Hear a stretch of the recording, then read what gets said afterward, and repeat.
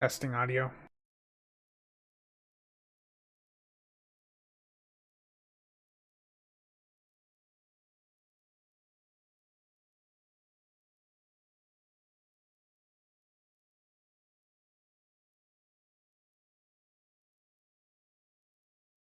Testing audio.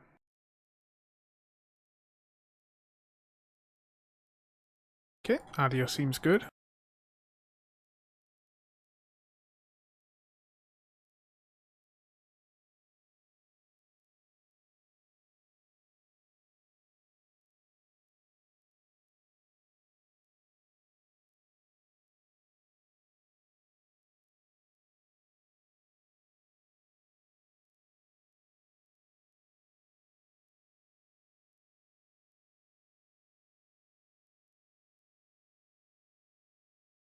Well, there's not really much to talk about with STO because there's not much going on right now, but I figured I would try something new, being I haven't really been doing many videos as of late. Figured people might have questions. Figure this is something easier than me just doing some video that people may or may not find useful.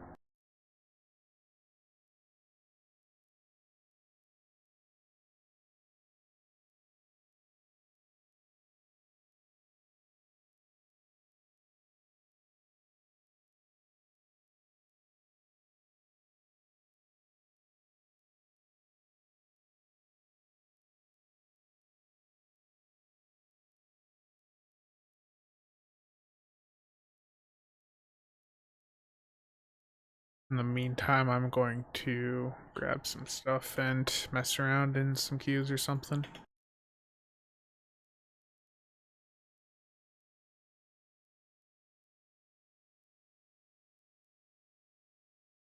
Yeah, I was talking to someone about when we're gonna have new content the other night, and they didn't even know that we're getting another expansion.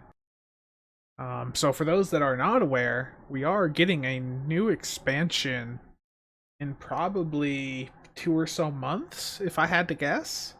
That is going to be Gamma Quadrant focused. This is all stuff that they showed off and teased last year. A lot of people missed it though. And is my audio coming through fine? I messed with some filters and stuff, so it should be much clearer than usual. For the streams, at least.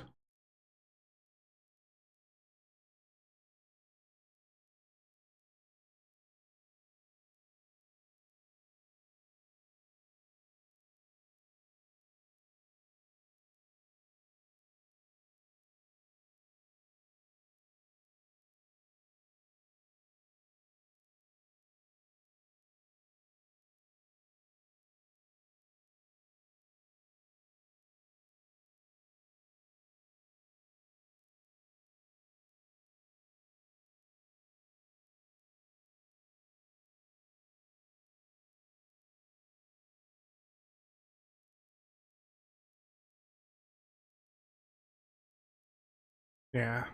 They haven't really done much most of the last year, so I'm hoping it is something substantial.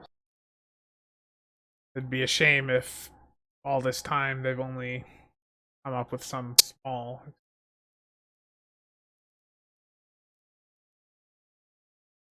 Change things up on this build a bit.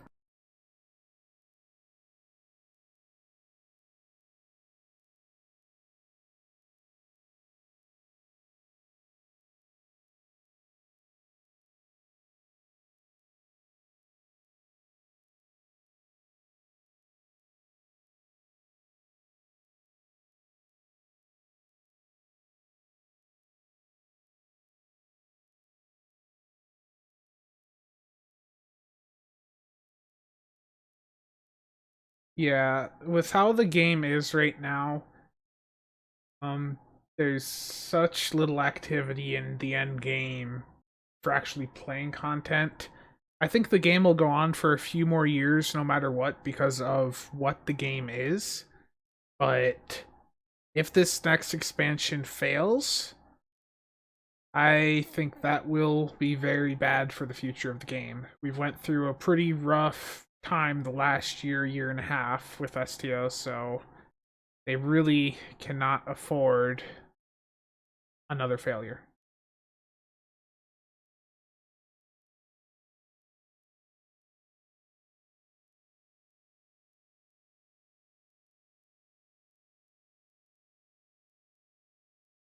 Distracting myself. I'm gonna set up for scatter volley and go into a foundry map. Wow, this stuff's actually going onto my tray when I drag it. Or not.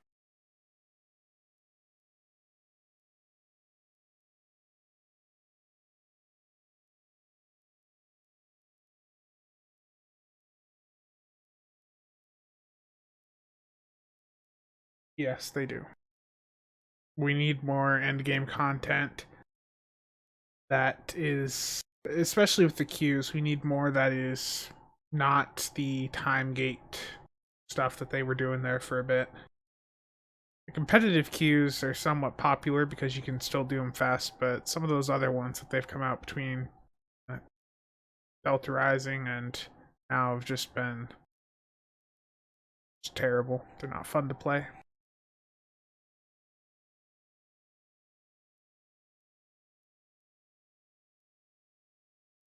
My Valdor. There it is.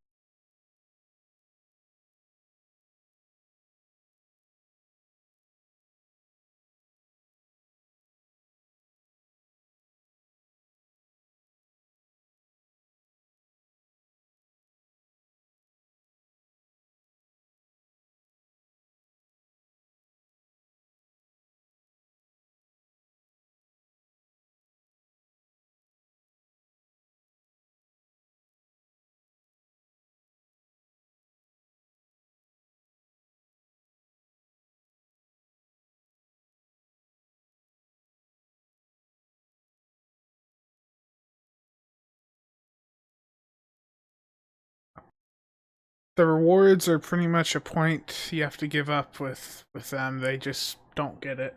Whoever's in charge there when it comes to rewards does not understand. Like we never will.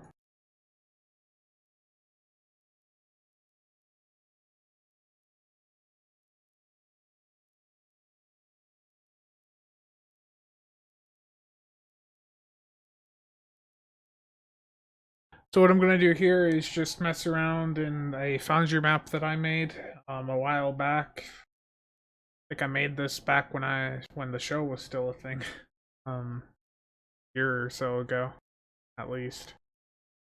This thing is just it's Borg Infestation's the name of it. It's just a really challenging Foundry map. It's comparable to the first phase of Hive Space Elite.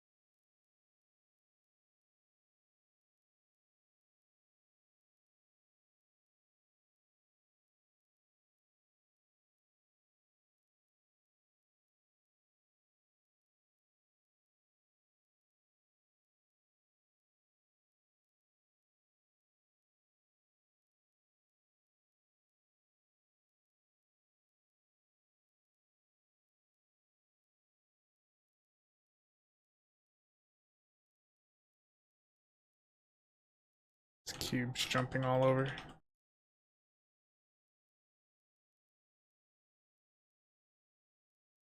Liking this new scatter volley, that's for sure.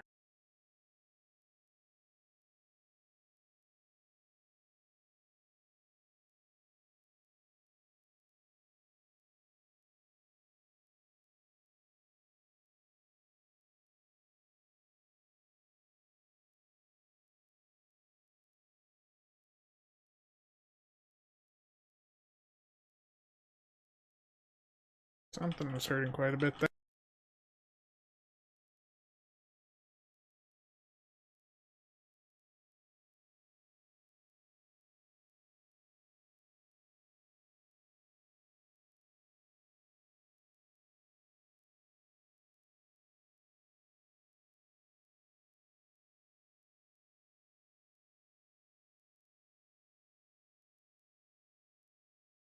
I might die here.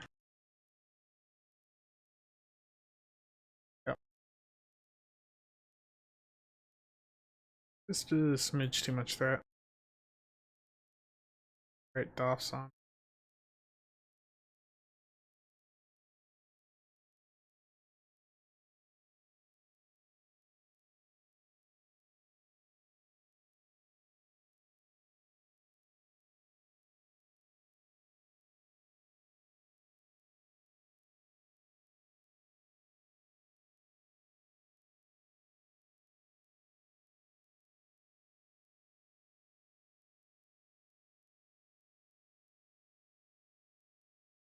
So, is anyone excited about this scatter volley buff? They buffed it because of rapid fire.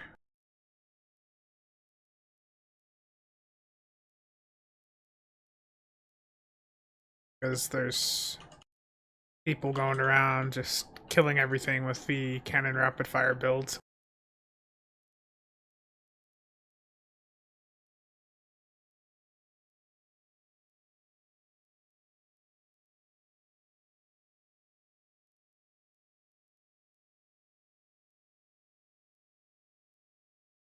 There we go.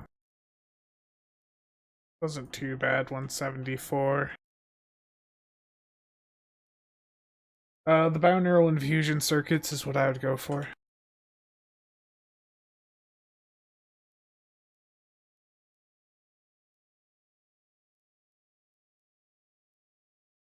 Got them both on this character, so I'll pull them up, go to space for cooldowns, take a look at them both.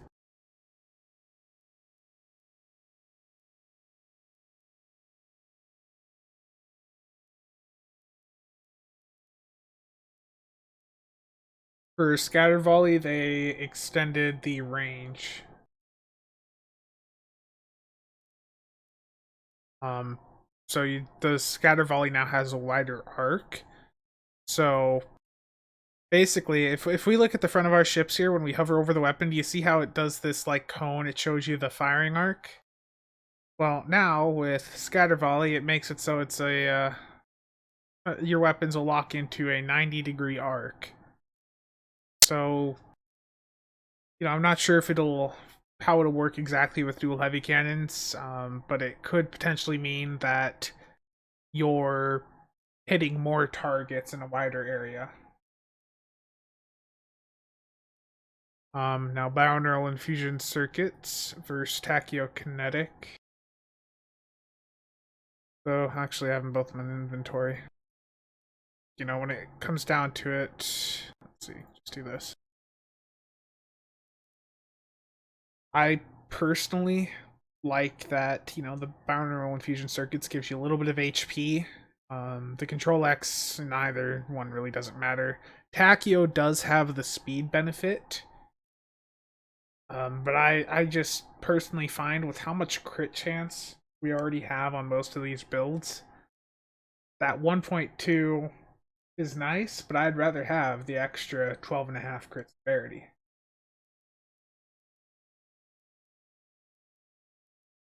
Wolfgar, you notice a lot more cannon builds out there. How is making cannons even more powerful helping? Well, you got to factor in that, yeah, you have the people at the top doing a lot with cannons, but there is a lot of people in the game that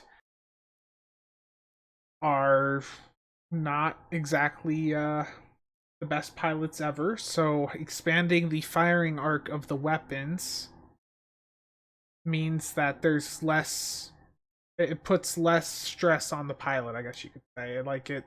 It lets them get line of sight on their targets easier.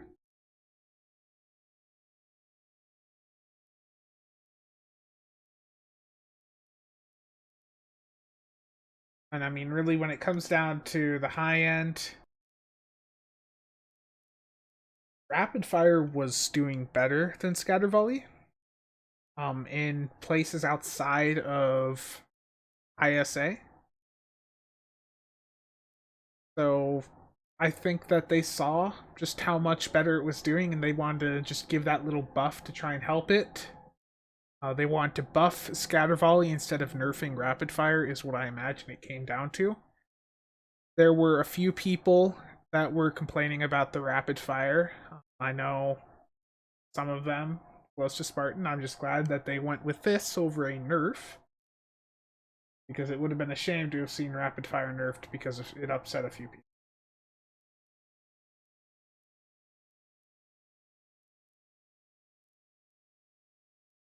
Yeah, overall, I think the good summary for Scatter Volley being buffed like this is that having the wider firing arc means it makes the skill requirement for cannons, it lowers it, so more people can get into cannons.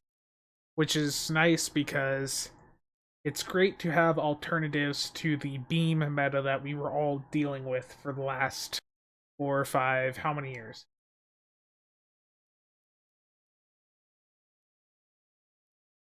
Cannons are in a very good spot right now, and having stuff like that, Scatter Volley being such an affordable option with the traits being much easier to obtain, really helps the casual part of the player base out.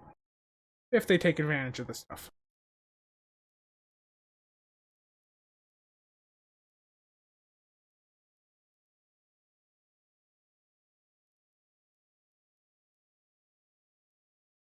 Okay, cooldowns are good. I'm gonna go back in there and run that. I'm just running it because I haven't really been doing much with Scatter Volley, and I wanna just get a feel for the revamped Scatter Volley here. I'm gonna change the cannons out though, because coalitions are not going to do a thing for me. So, dual cannons are technically better if you're running Chemosite, because Chemosite is a per shot proc, from what I remember. Someone correct me if I'm wrong on that, but when I swapped over to dual cannons for HSC, it was rather noticeable improvement for the Chemosite, with minimal loss for the cannons.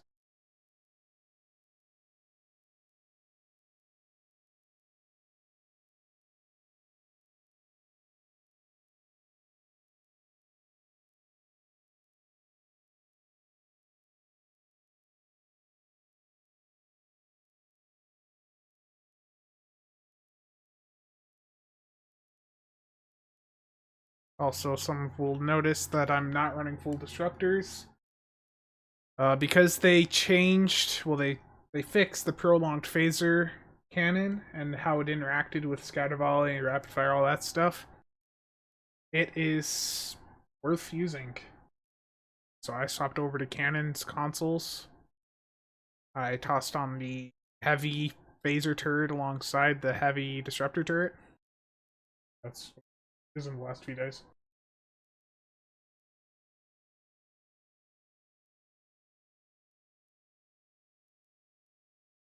There's many things they could buff. But we gotta take what they give.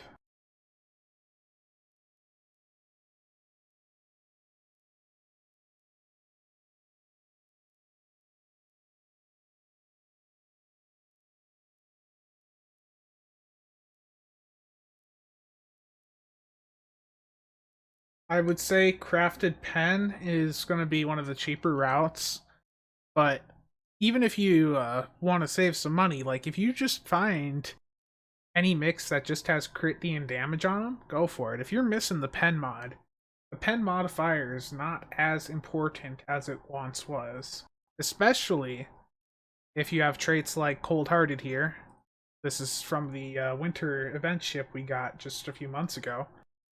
That's a huge debuff you get from that. That's minus 50, and that stacks almost instantly on whatever you're shooting at. So, if all you can get is like damage 4s or crit D4s, go for it. So that even opens up if you want to go with fleet weapons.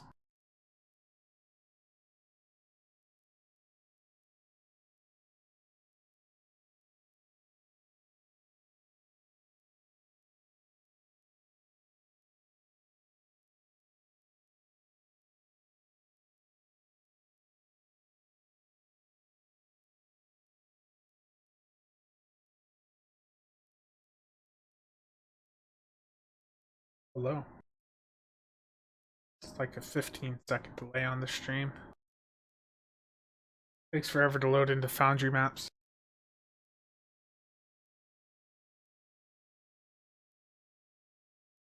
So I did have someone ask me the other day why I haven't really been working on putting out videos recently, and just the honest truth is I haven't really been playing STO. I've been busy with school, working on my CCNA, so that's been keeping me a bit busy. And when I do stuff in STO, there's just not really much for me to do. I just don't really have as much fun as I once did playing this game, so I don't force myself into something where I'm not having fun.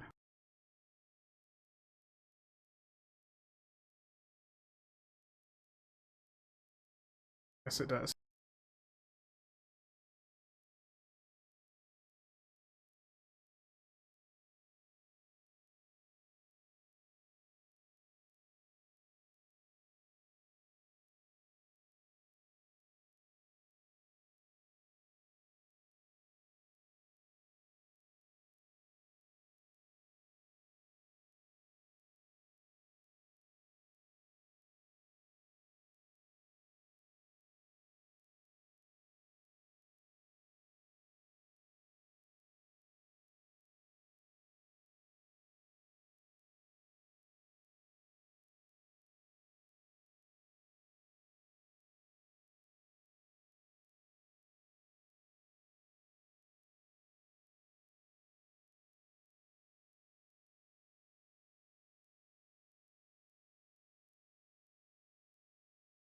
And I don't have game sound on because I just don't play this game with sound. Usually, unless I'm recording. Usually, I have like Netflix or something going.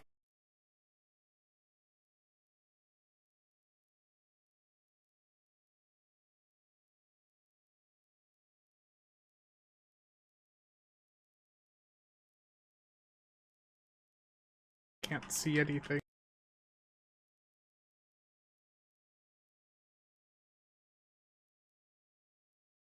Running into the Odinite issue with these board cubes. Their debris is blocking everything.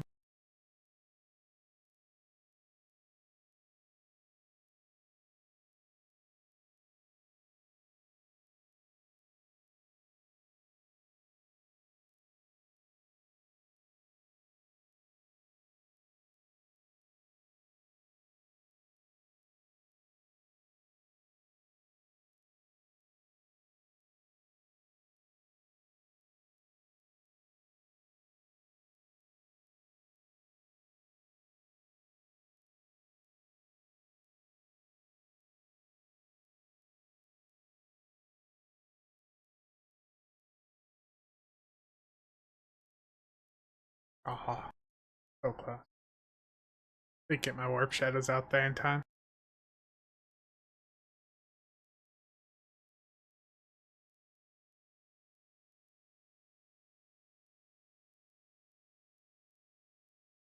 Rev Florian was talking to me earlier.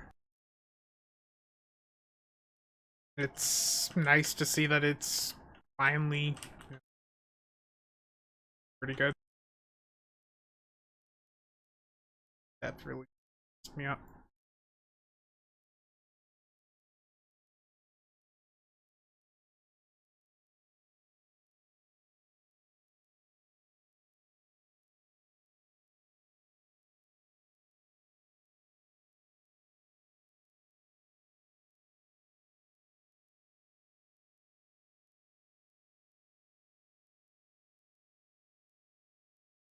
It's a bad run.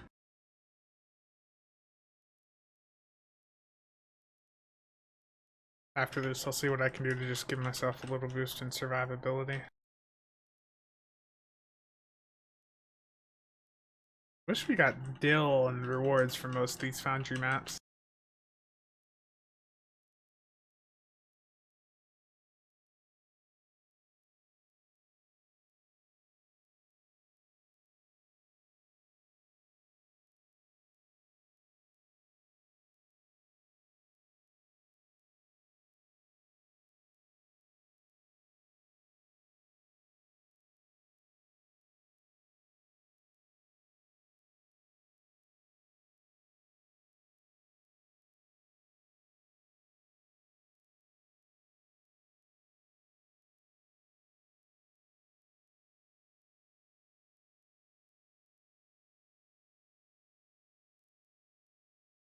don't even know what that mission there was.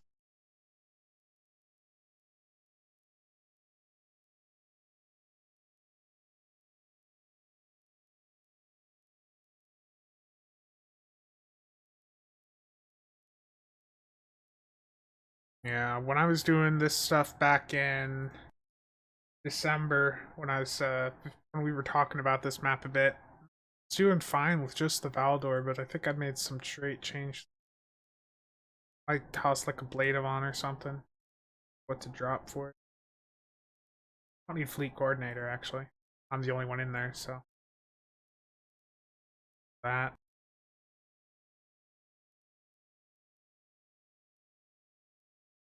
Agent and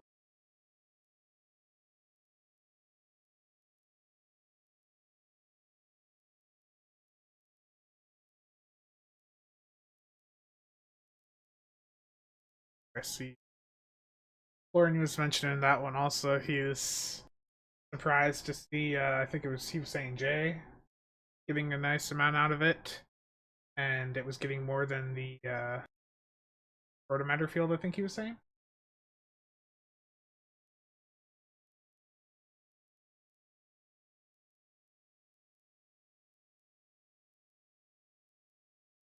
Go back in here, wait for.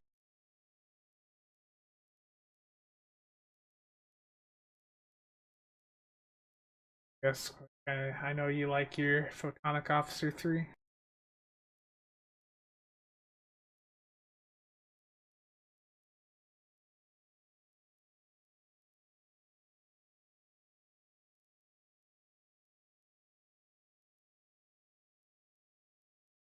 Oh, that's a bad loaded.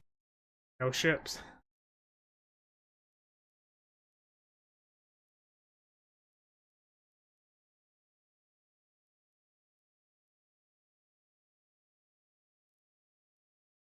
I am. Everything is wrong.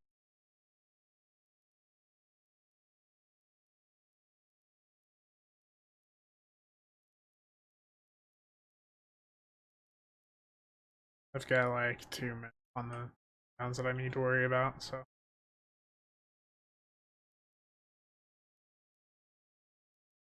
Need to just like change the spawn over to here because this is like the flank on most of the cubes.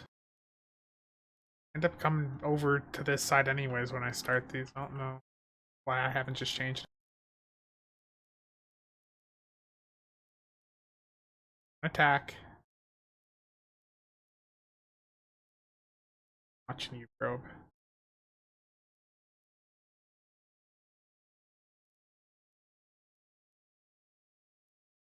The obfuscation screen being fixed is pretty nice. For those that don't know what that is, Rev, I don't know if you've messed with it much, but this is what I was using. I know Tenor's using it also in SC. I was gonna drop Zal, and the original plan was as soon as the Queen feedback pulse, I hit this console until the feedback pulse is gone. So it just keeps you there. You're unkillable. You're frozen. You shoot, hit any abilities, but when you come out of it, you get a massive 120% Cat 2 damage buff, equal to the amount of time you were in the console, up to 20 seconds. So I was hitting that at the start of the HSCs also.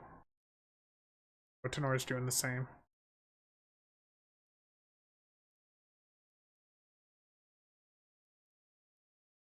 Interesting console. It's off the Walker for those that don't know.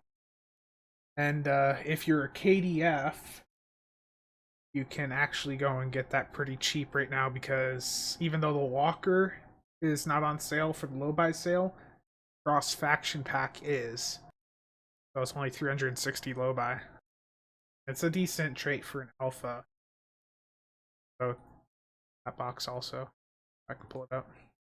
Head out quick. Trait with that is Vulcan Hello. Not as good as it was, but it's still pretty like an alpha trick. Yeah, with that console rev, I hit it when it's at about 23 seconds before it starts. I give it like a second to activate. How did these pet stock? Wow.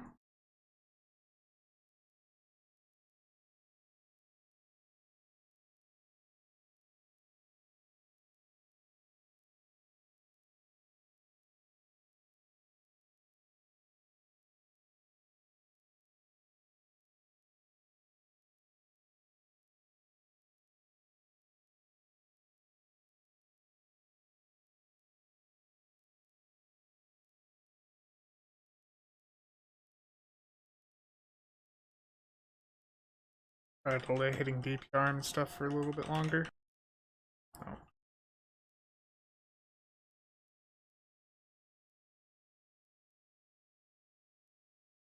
Earlier I mentioned the Odinite issue.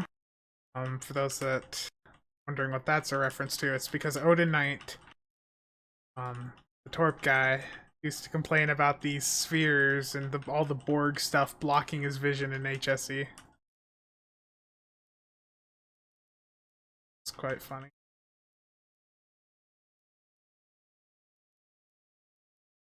I might die here. Heal up.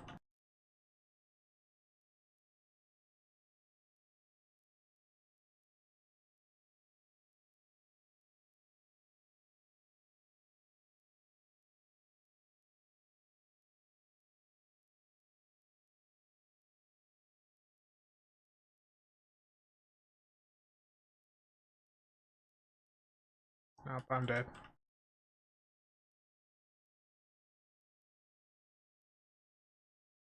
Doing bad here. Only got 13 of them down.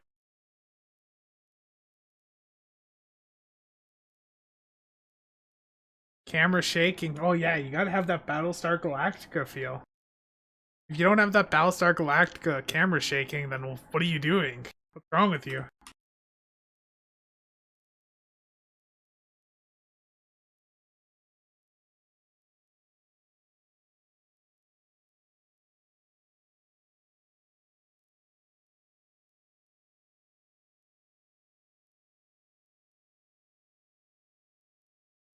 That was way console to hit.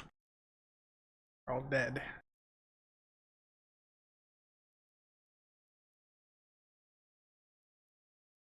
Being bad with these console activations.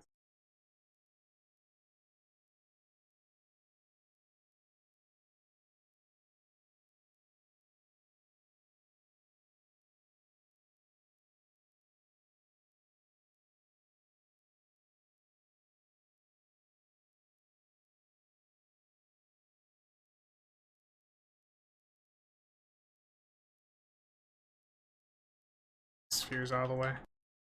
Because for some reason the spheres have more HP than the cubes usually. Let's see. 997? 872. What sense does this make? Someone explain.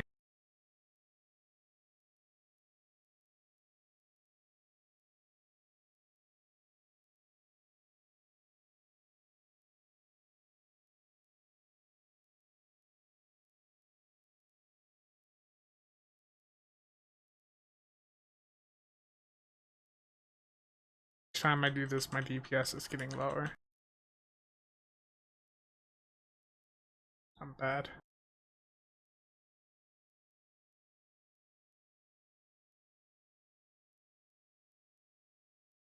Terrible dragon.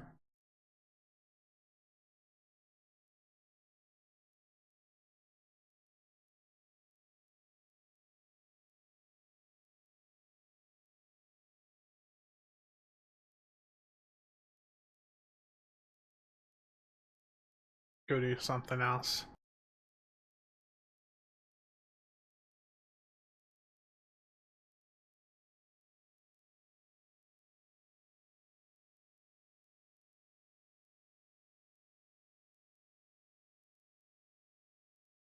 Yeah, that's the issue with the Foundry, is the only way you can get tack cubes in a map is if there's a full team in there. So for that specific map, so if you go in with 5 people and you have this on elite difficulty, it is harder than the first phase of HSE. from what I remember when we were running it year and a half, 2 years ago, I want to say now. It's been a very long time since I made that map. I'm gonna swap some stuff over and I think do some upgrades on an alt if I need to. Just do something else.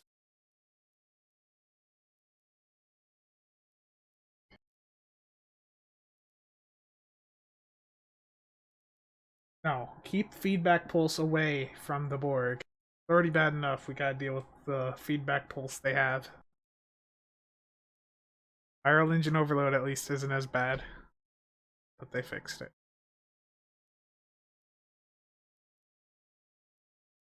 But before that, I have a gambling addiction that means I need to go burn a large, sizable amount of my energy credits. Watch me just burn these energy credits.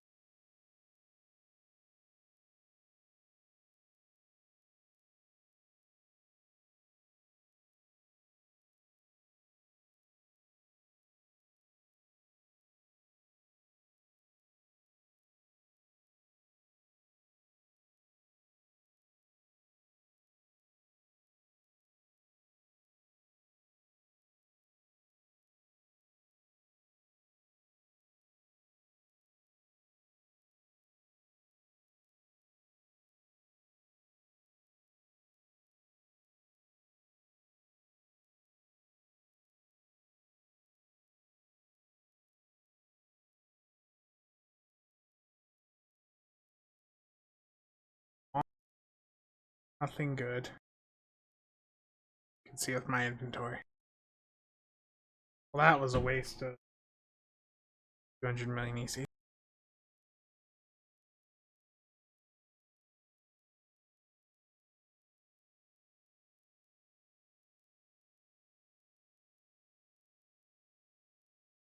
Thing that I was storing the DOF packs on this character for now. And all that EC just gone.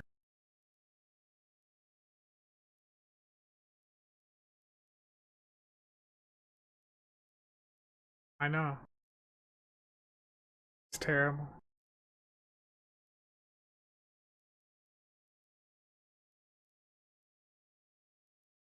This is what gambling does, okay? Don't win. The house always wins.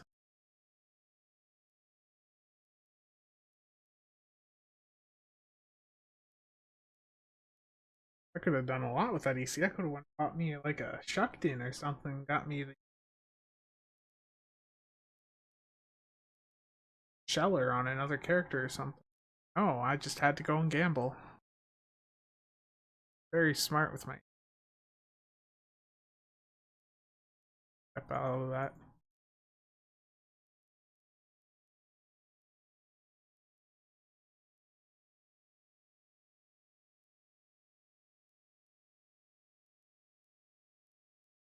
It's gotta be something this character needs to upgrade.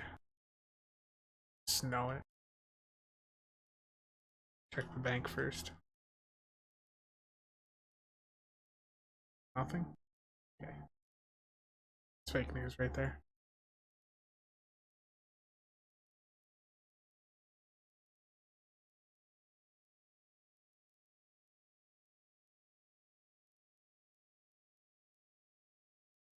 Yeah, Rick, I don't think that's gonna happen. I'll pass on that offer.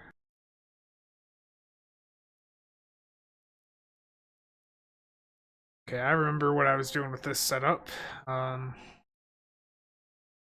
This ship sort of sucks, from what I remember. I don't have the competitive shield on this character.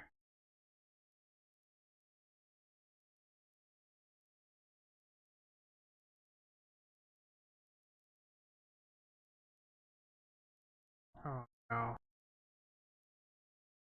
You guys ready to see like a very lovely feature? Let's see if I can do this here. Let's see if I can get 2 of these to go.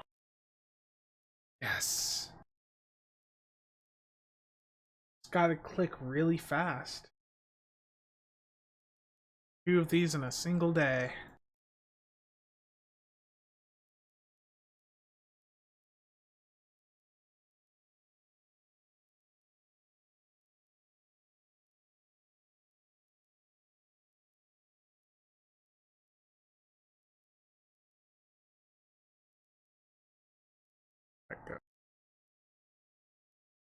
Sort of hoping that would have been nice and given me 2 more, but take what I can get.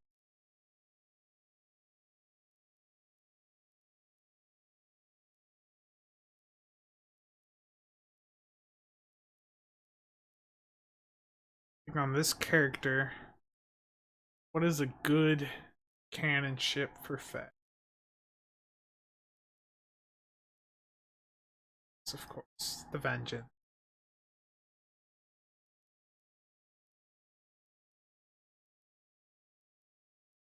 Submersive loadout off of it and put on a good cannon loadout.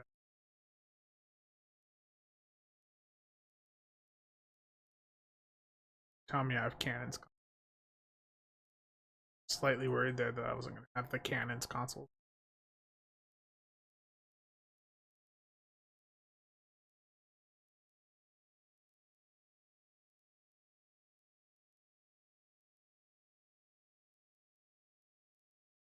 I have so many Infinity Lock boxes, man. I'd say if you want to get them out of your way, just post them on the exchange, though they're only like 150k a stack.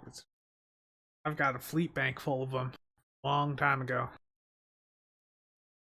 I was like, oh man, I'm going to get rich this way because they were selling for a absurd amount. We're really back up to that amount.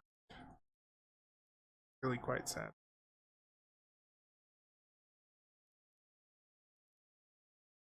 Some phaser.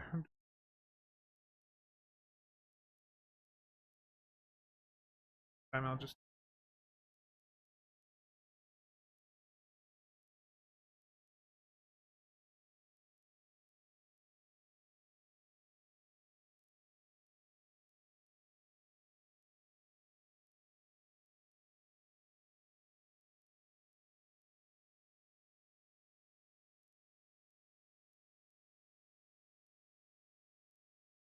There's just too many consoles. It's hard to see what I'm trying to click sometimes. And that is such a great looking visual. Look at that, it's so great. The Iconian Shield's really got the best visual ever. I know everyone loves it. I want to discard the shield.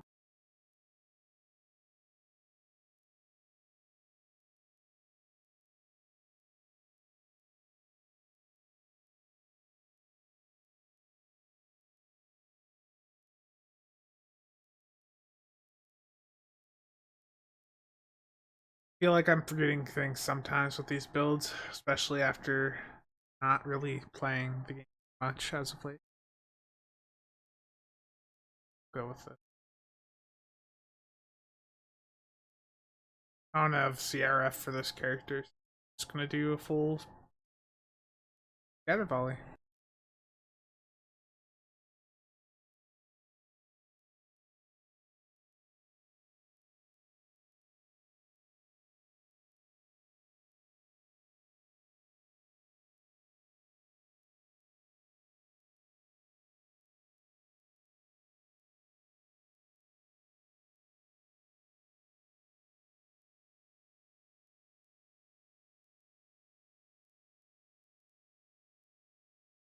Uh, I did open some Discovery lock boxes when they came out because the ships were worth so much.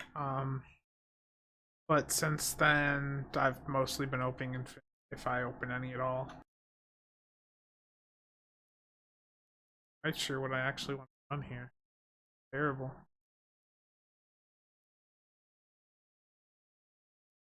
I guess I can do invincible so I don't look bad when I die in a normal.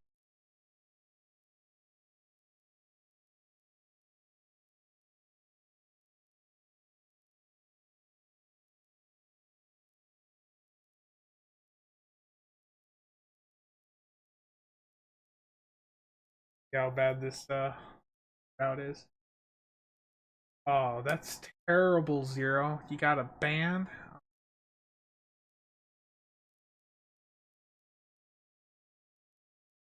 With a name like that, I mean, we're trying to impress Snipey with his RP or something?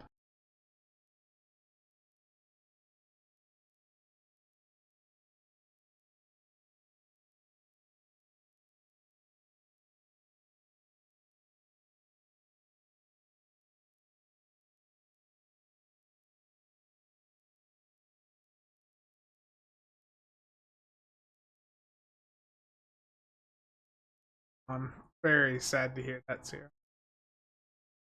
Hugo, you haven't missed much. We're just talking. Basically, I'm not really doing as many videos as of late because, just bored with the game and busy in real life. So I figured I'd try a little bit of a new format, just instead of me having like a video come out where it may help some people, may not help most of you guys. Just ask me what you want to know with the game and have me answer it.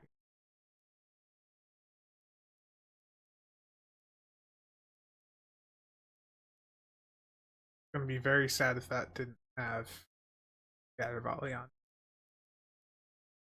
Ready to be disappointed.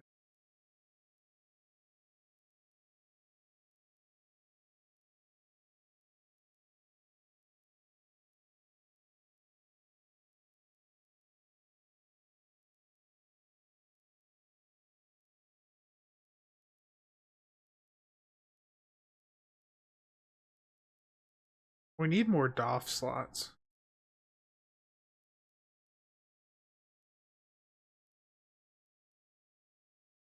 That's a good question, Way. If it's applied to the target, I would say for that one because that's so like that's a question that's really hard to answer because I don't really know people that run the snare mod.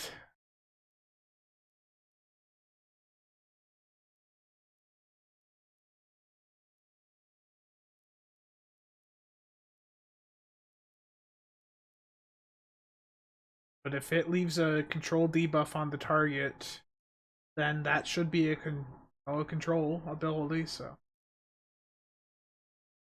if it gives that debuff on him, then why it shouldn't. It's my tray.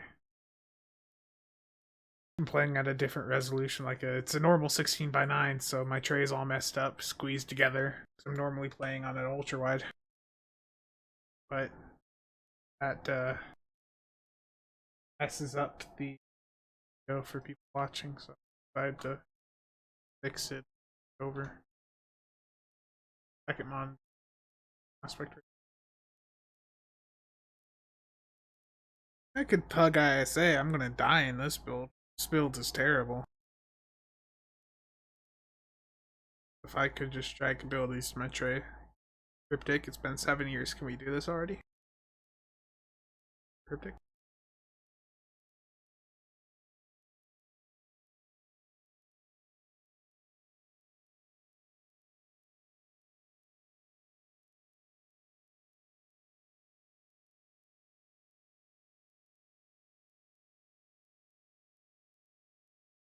Turning the Dolphs around at the academy. If I weren't at 500, I'll see if I have a character after this ISA that has room to do that.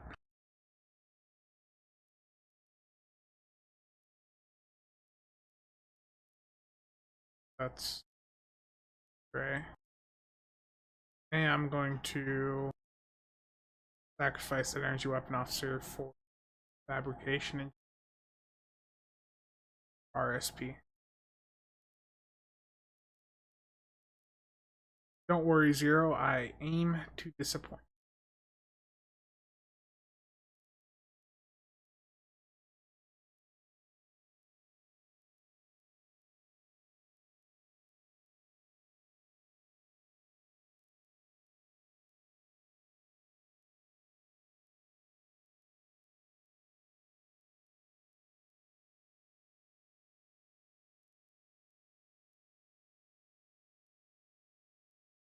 I really wish they would just let us have 8 DOF slots.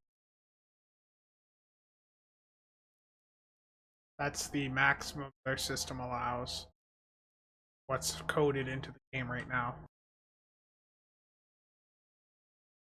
Just imagine the build possibilities if we just had those 2 extra DOF slots.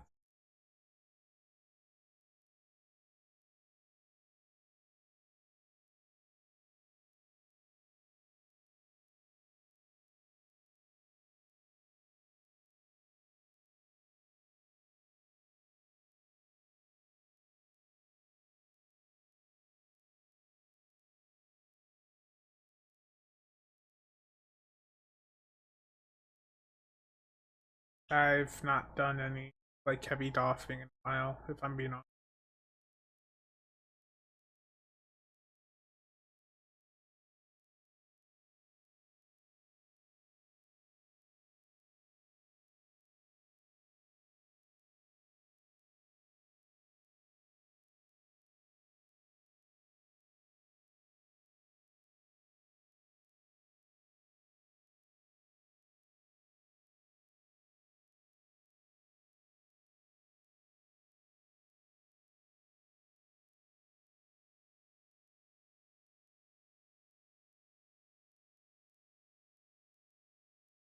I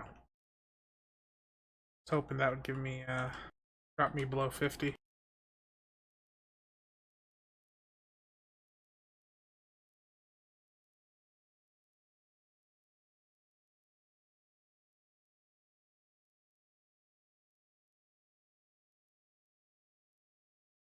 Got this.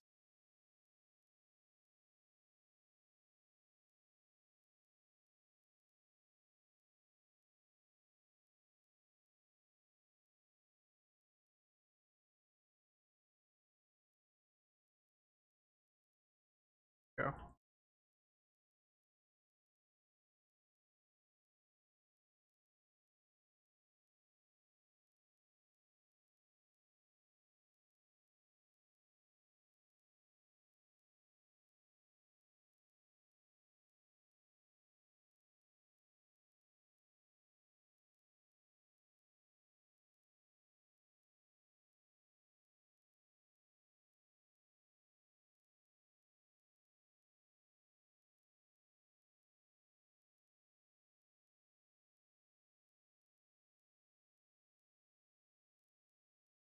I always forget to hit this intel thing.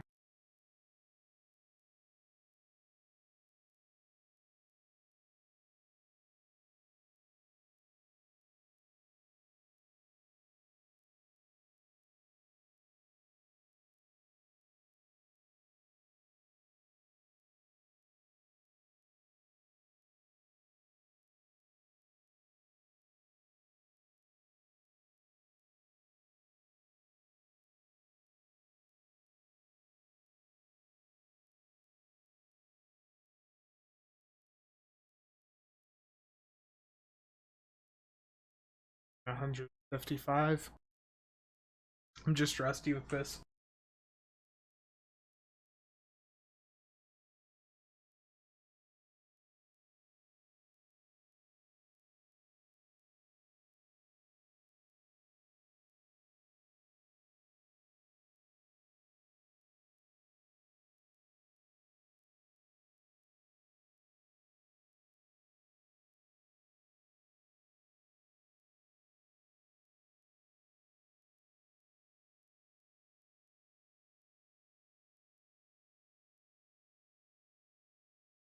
I think that's the first ISA I've done in a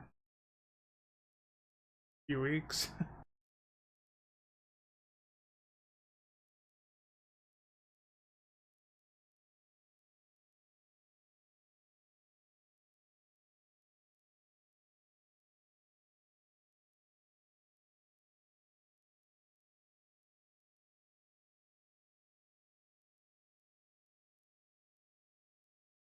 Hugo, I wish that I knew a way to do that myself.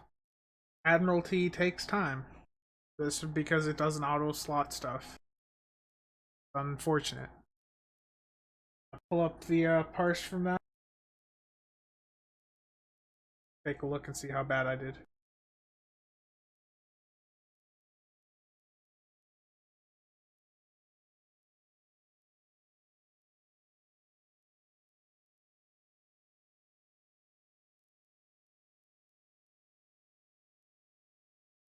Oh wow, that prolonged phaser cannon out DPS the Terran there for me.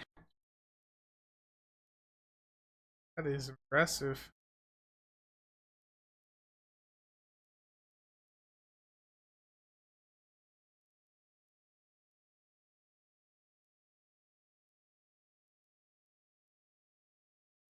Really, really impressed with that, actually.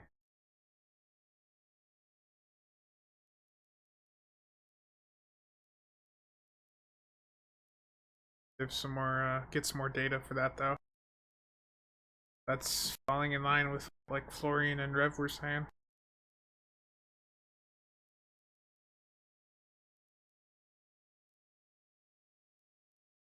This prolonged phaser cannon, this thing here, is competitive with the Terran Task Force, the HC. So, if you're on a disruptor build, it really is likely worth it to swap over to Cannon's TAC consoles and run both the Terran and this prolonged phaser cannon if you have it. Is pretty good.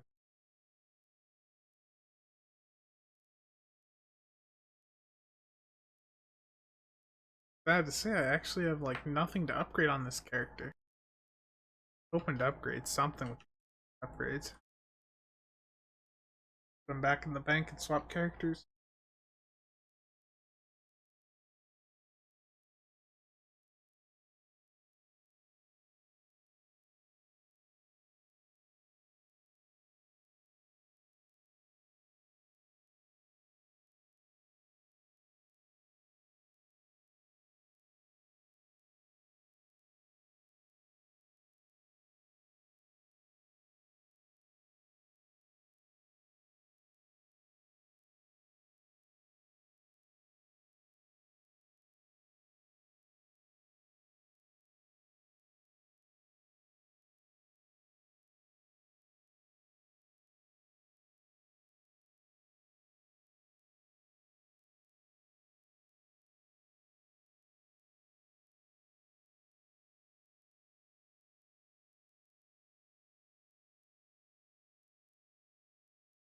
Your overflow bag is a wonderful thing, I tell you. The offs go in there. Don't want to deal. I need to go actually deal with some doffs here. Let's see. Character has space. I think I can do it from this bridge.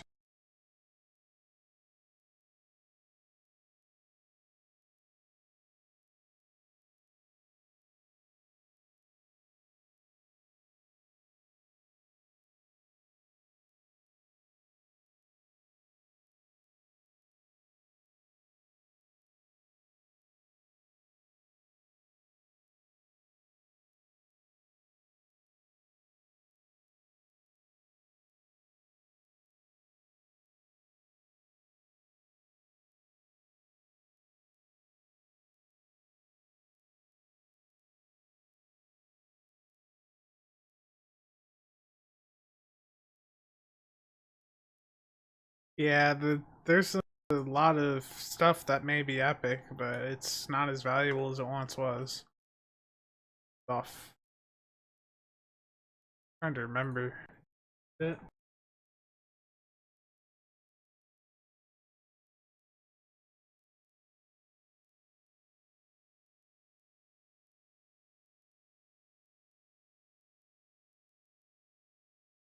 This is always nice. So you know those like the free technicians and the other doffs you get from some of the assignment chains? Like if you do Betrayan, you get there's a chain there that gets you the free technicians.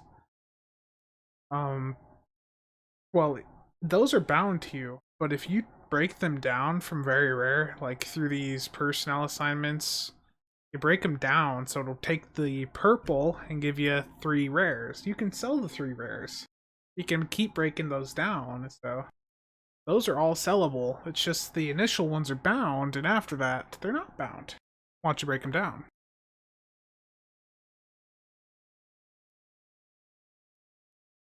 You can take them all the way down to common if you want. So it can be a bit time. It takes a bit of time.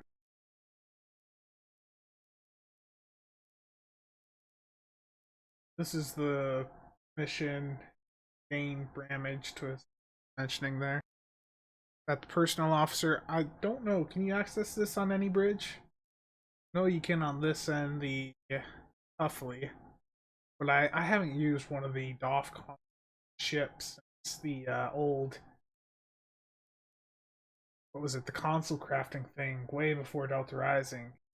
The alien artifacts. That's the last time I actively would go in ships and use that console. So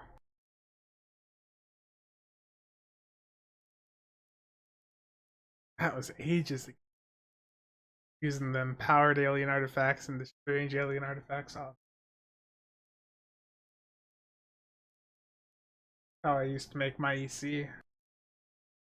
When I first started playing, I'd craft the consoles and stuff.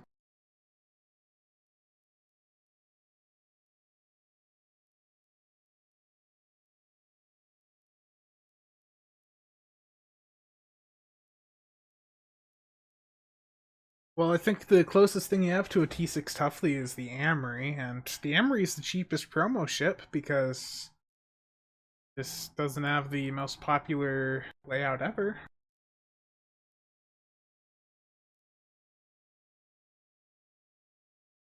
Yeah, Dane Bramage. That's terrible now, but back in the day, like when I first started playing, I remember again like 30, 40 million for a purple TAC console, a purple Mark 12.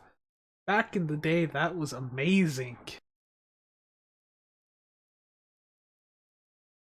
I remember so I started playing this game when like how many years ago when I was much younger. I used to be a paper boy, okay? So I would go around and like I remember going in and like putting money in back then, getting the little cards at a Walmart to put money in to buy like a Tuffley because they used to be like 13 or 15 million. I think I bought me enough keys or something back then with the Zen to get me 100 or so mil. It was so much easier back then.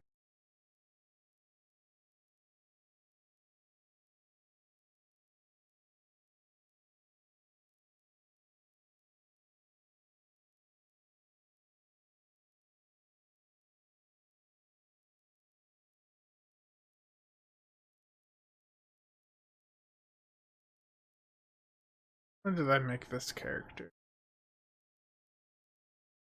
You ever want to see when you made your character, you go to this logs thing on the mission, so hit the little com badge here right above the C-store window, go to logs, scroll all the way down. Welcome to Star Trek Online. I made SOB, my ROM TAC, in November of 2013.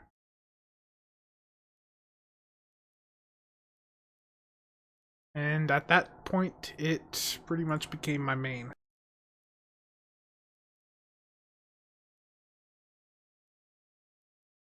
A lot of people have like criticized me for being like a attack main or something before, and the thing is I started out with a Psy. I didn't start with attack. I actually hated tax back in the day because I thought Psys were better.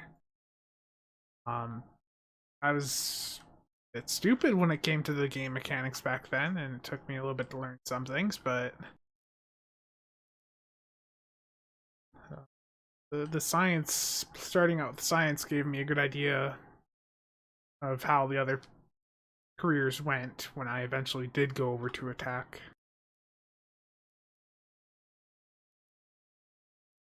Character, what's the playtime? Scary numbers on this character. 150. The issue is with for me is I'll leave this game open during the day while I'm doing stuff. Just be AFK at the exchange, basically. This character was made on June 30th of 2012.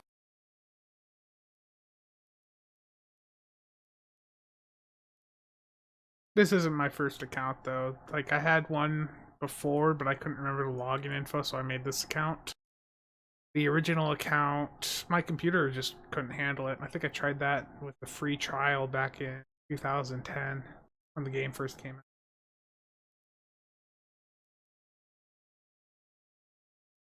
Size are better in PvP, that is for sure. Size are OP. This mess of a build.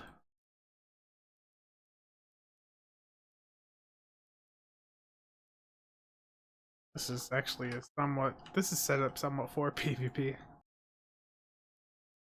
This was a bit annoying, but I didn't put the work in to finish. I do need to do some upgrades here, I see. And I can finally use these Phoenix upgrades.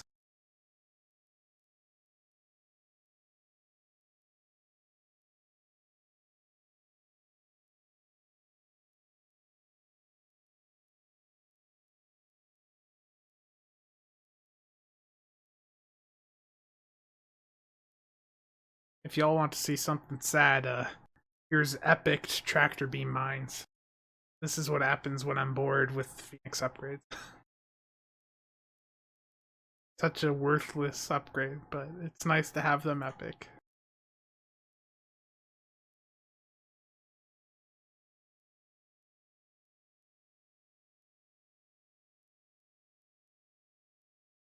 Search boost to get these up around 10% chance, and then back.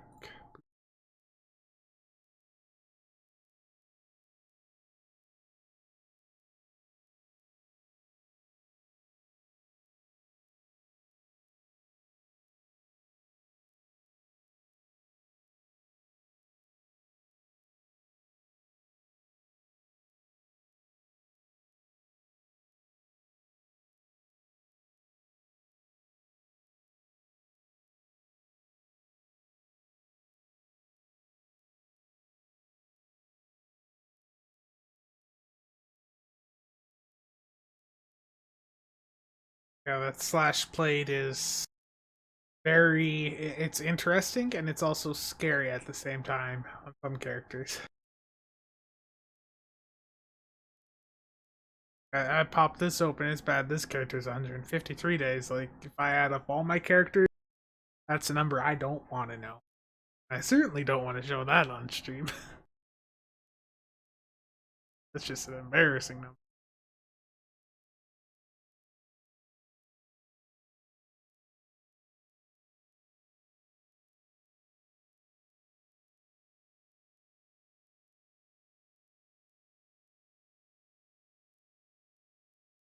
But, I mean, there is one perk to taking them to Epic. You can show them off in chat and just brag that you have epic tractor beam mines. Such a great thing to show off, you know? It got quite a few laughs when I did it initially. Pretty much, though, the reaction is, why would you do that? Which is, appropriate.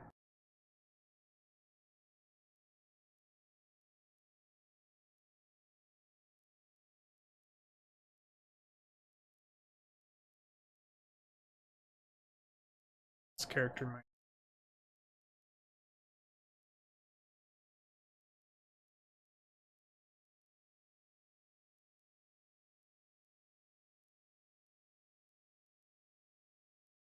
Reflector needs to be upgraded.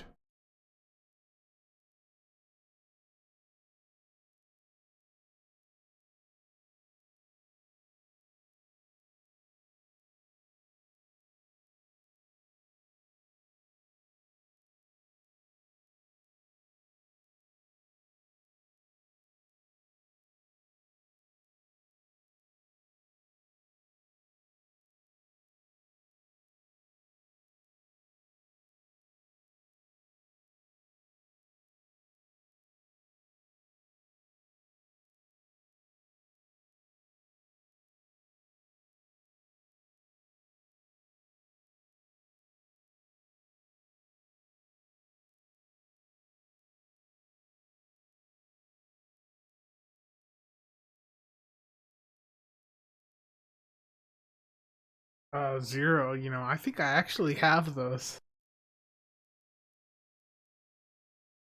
I'm gonna swap back and check. I think I actually went and got those mines on my fed tack, my primary fed tack.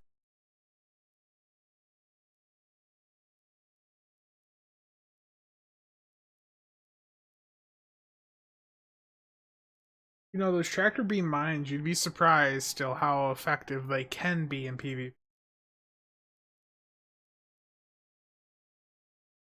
Yep, here's the tethered quantum mines hero. Back when I was about a year, like January of last year, I was doing that Defiant build that had beams, torps, cannons, and mines on it. I was messing around with the different ones. Was hoping that these would do a bit better, but they did not beat the crafted ones.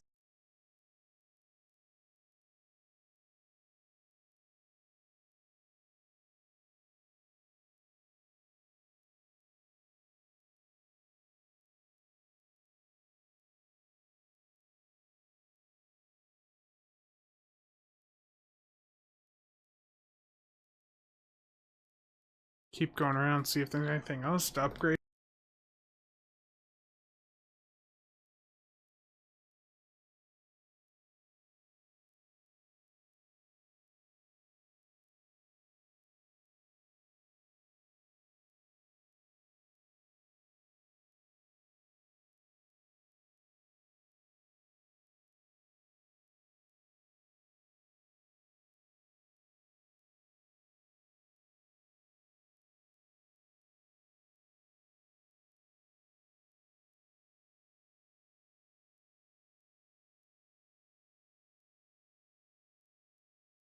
I don't think they triggered the dot.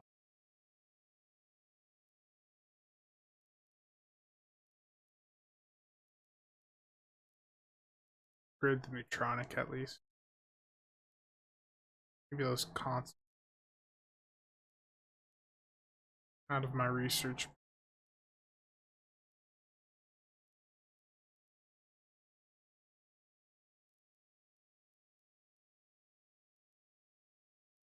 About any. See how it goes. Watch all these Phoenix upgrades vanish.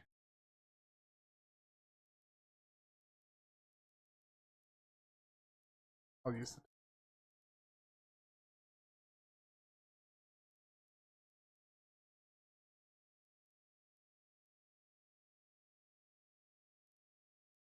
Yeah, I have a character in the crossfield. It's not one that I actively play, but I do have a cross.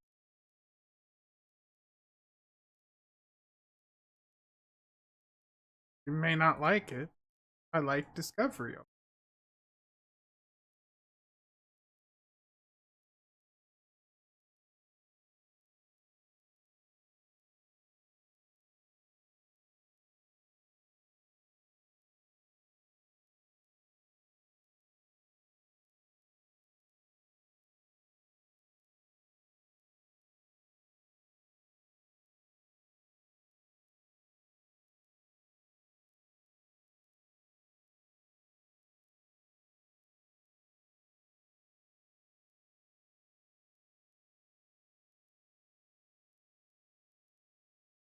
This one go.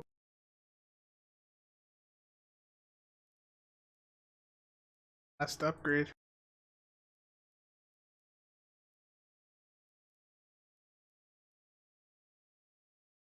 It's all because of you, Zero.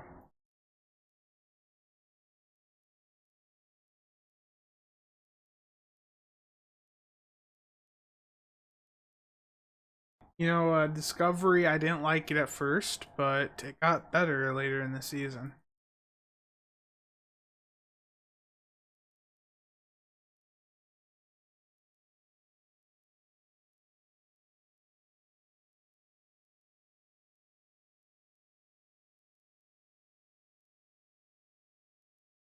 Legitimately don't know if I have anything else to upgrade right now.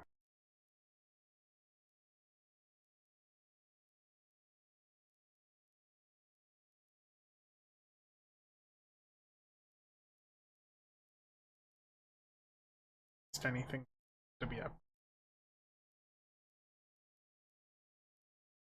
I haven't played with these pulse phaser cannons. I mean, I've had how many in my inventory, but are they pretty much the same as the normal phasers visually? One now?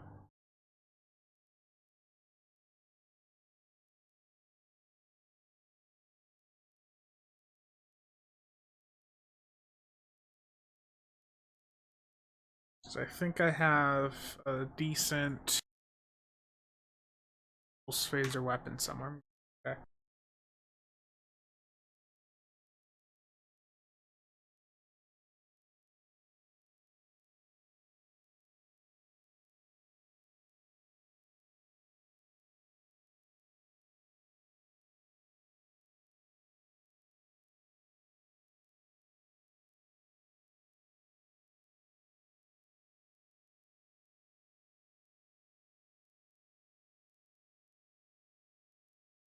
Need like build help, like the best place you're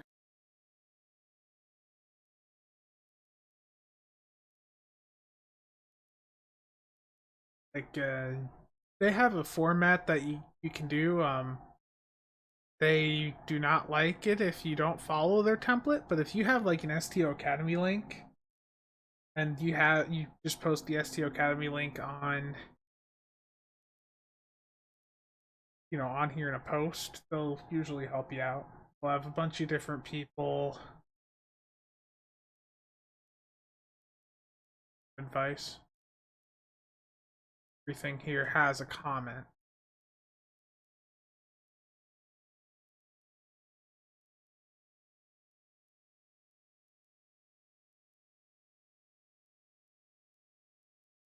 I think I know who you're talking about, Hugo. They got banned by boxing.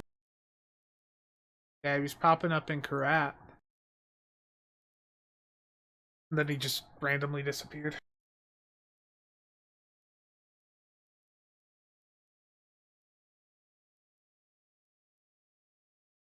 See if I got that pulse phaser thing here.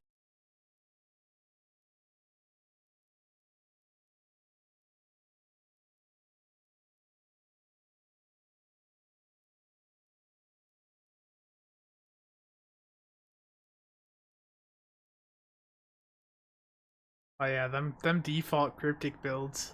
Oh man, those really are the best builds ever. You gotta accept that. Plus this cannon.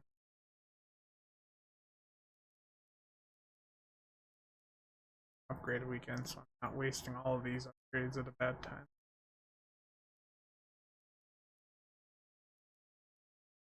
Phaser. I think I'll just because I know I have one that's epic.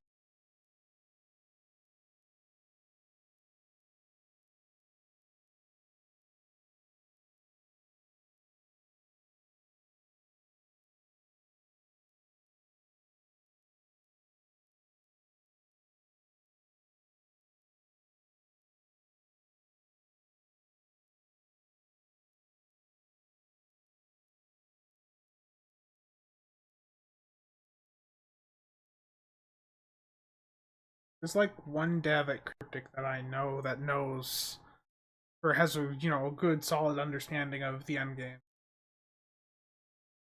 That's Spartan.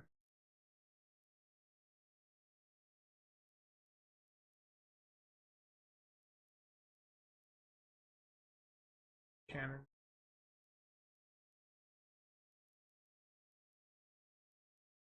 Right on my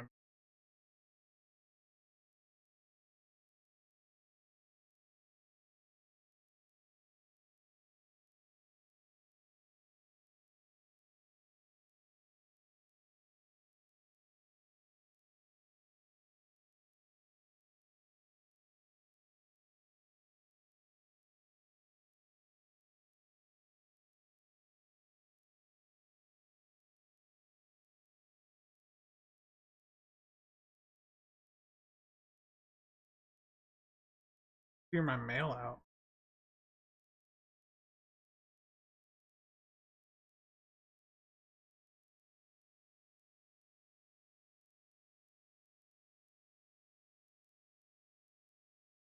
I don't know. Do next.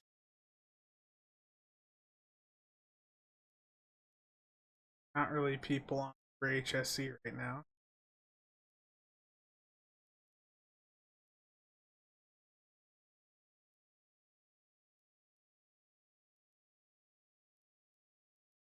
The exotic builds are much easier than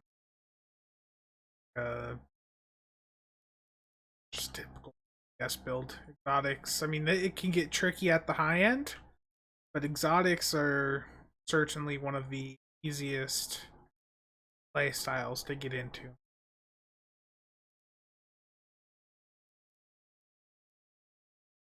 Well, Hugo, I mean, are you at like spamming? Do you have keybinds set up? That's first thing. Like I've heard people say, "Oh, you don't need keybinds," and I think the correct answer to that is that's BS. If you wanna do really well, you gotta have keybinds of something.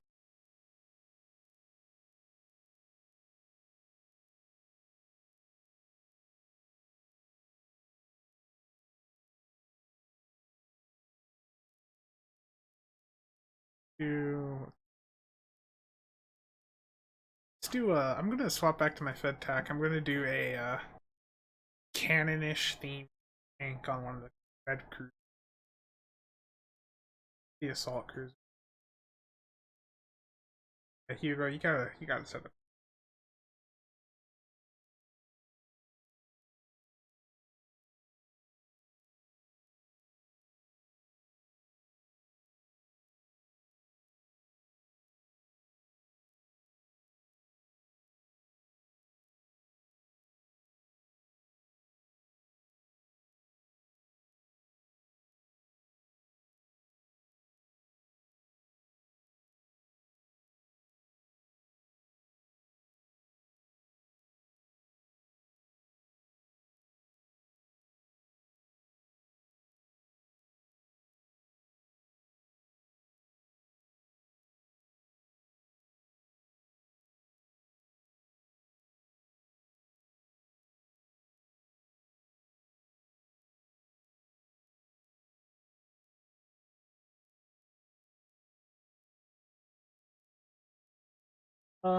Privateer, it's possible I may have cleared out some of my videos. I cleared out a lot of old streams and some stuff.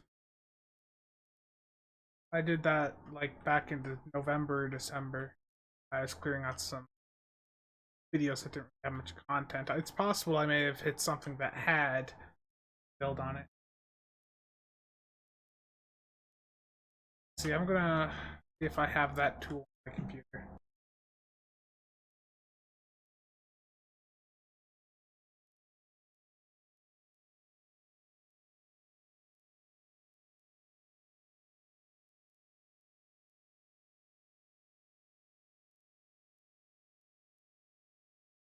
And it now has the crafting keybinds.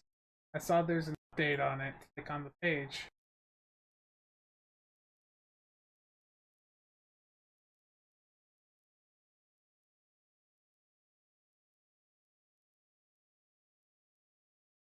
Added DOF crafting keybinds in a thread that's that video I did crafting keybinds last year.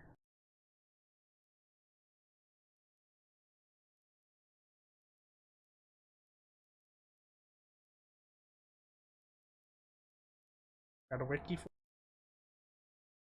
Oh.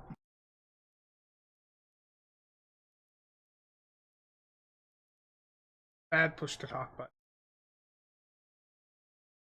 So they've got a nice wiki page on there too, it looks like. Basic operation.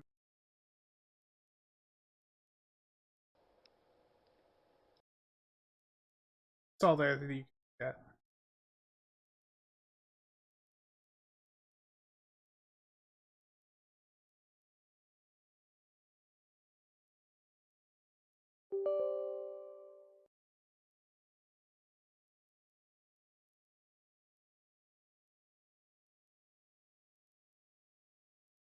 That build, let me check. Build, yeah.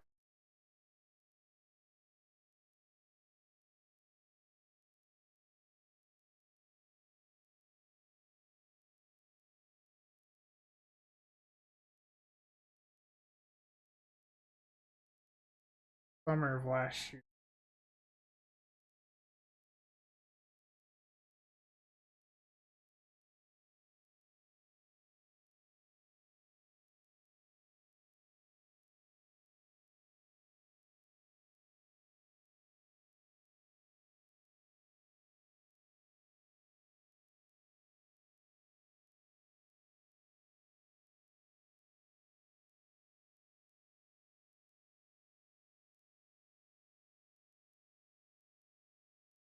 I see it.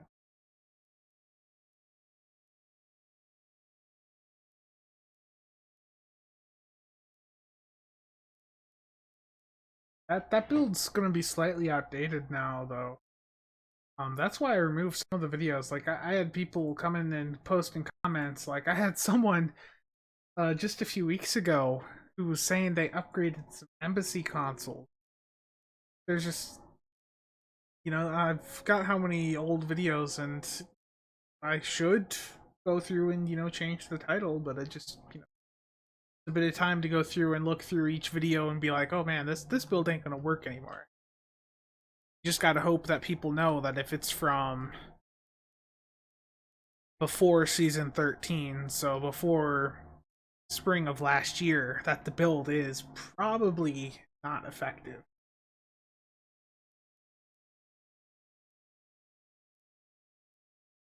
Let's see. Assault cruiser. Okay, good.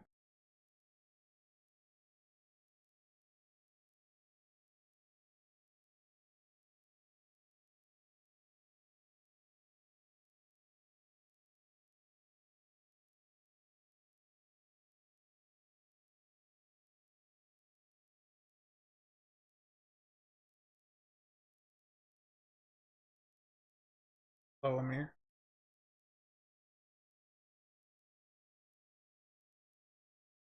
Okay, so what I'm gonna do is just go through, get this tray set up, gonna tank in this, go into a Pug ISA and see how bad I do.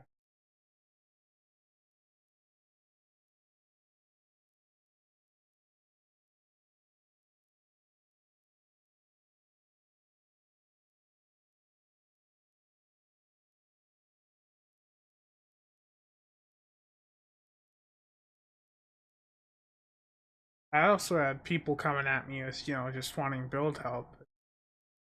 With the resource like STO builds out there, I keep redirecting people to that. I was honestly thinking about making a video and just being like, if you have build questions, just go post it on STO builds on Reddit. Because, I want to help people, but when I'm playing the game, when I'm actually playing it, I don't want to be bogged down by like someone going, hey, can you look at the build? Be in the middle of running HSEs with people or, doing PvP and I get a message like that. Oh,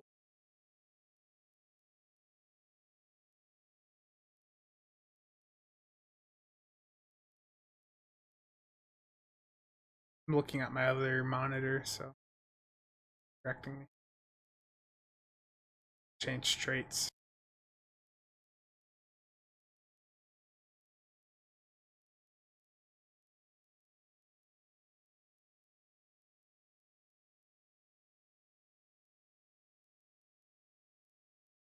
Context is for kings. This is a trait from the Discovery lockbox.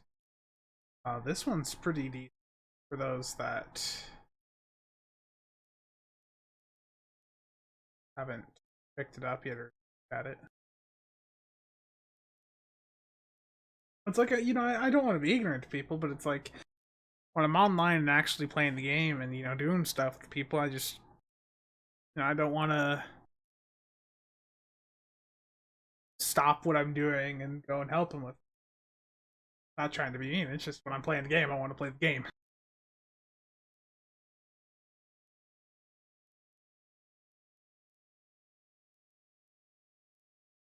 Okay.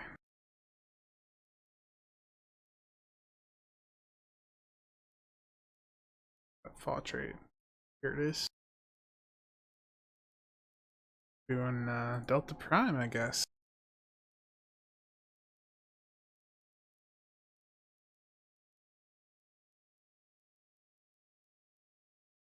Actually, I have the constant enough time. I'll do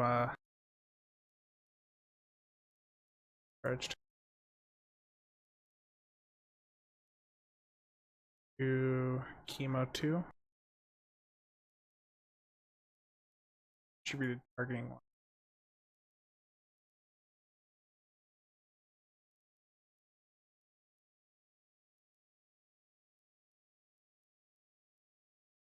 Another thing is if you're gonna ask me for build help, like I'm fine with it, here, just little tips and stuff, but don't mail it to me in game. My mail gets cleared out quite often when I'm looking on other characters and just I hit the thing and delete all the mail.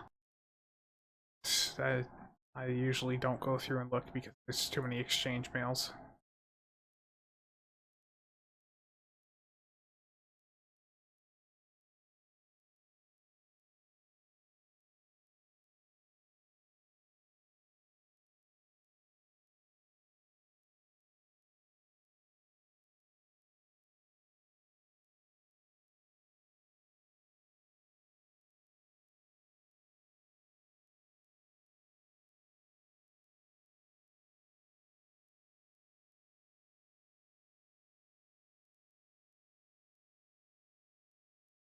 I think this is about as good as I'm gonna get this, so let's go in and watch me fail.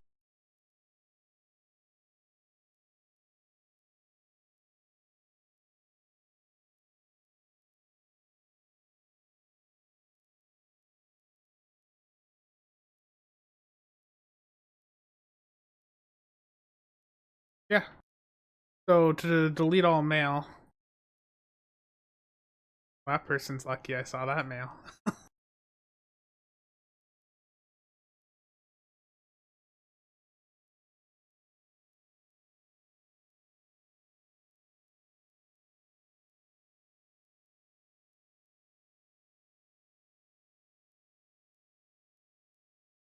Okay, so if you want to delete all your mail, you can do this, the checks here on each one, but if you just go up and hit the delete button, it will go through and select each mail that can be deleted, and then just hit delete selected.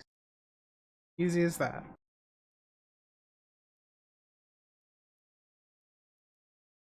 I just take a screenshot of really nice stuff and delete it. Okay, let's go into another ISA, the world's most challenging map, and we have a quick pop. It's always a wonderful sign.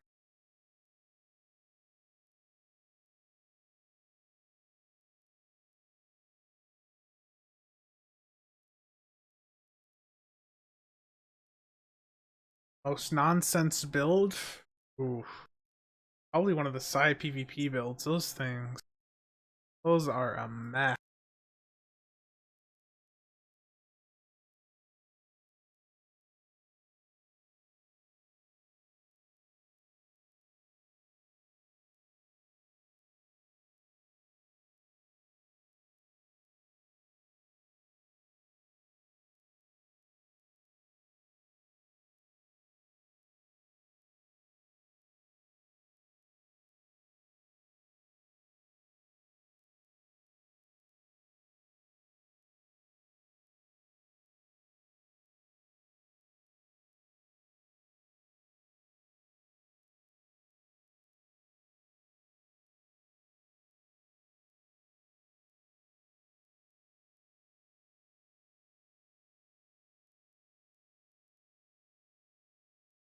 Doing great here for a tank. Oh yeah, this is wonderful.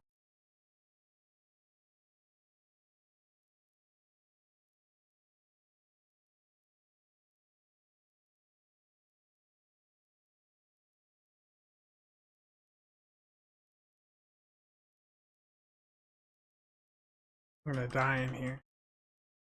Too rusty for this.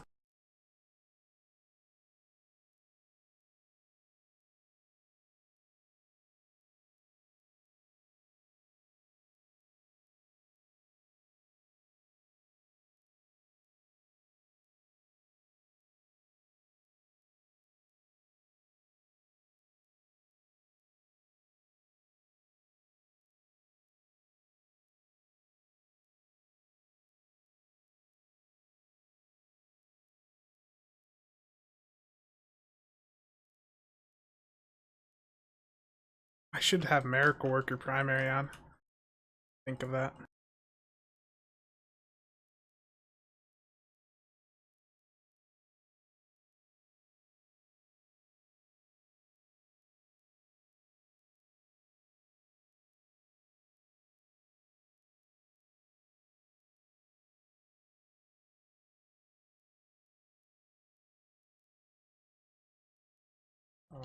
Might not even be over 100 here.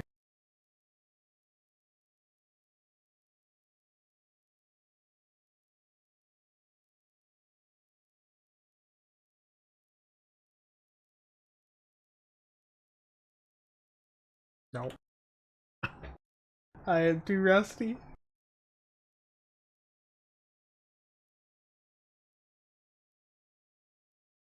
No, highest speed possible, max control X, max hull shields.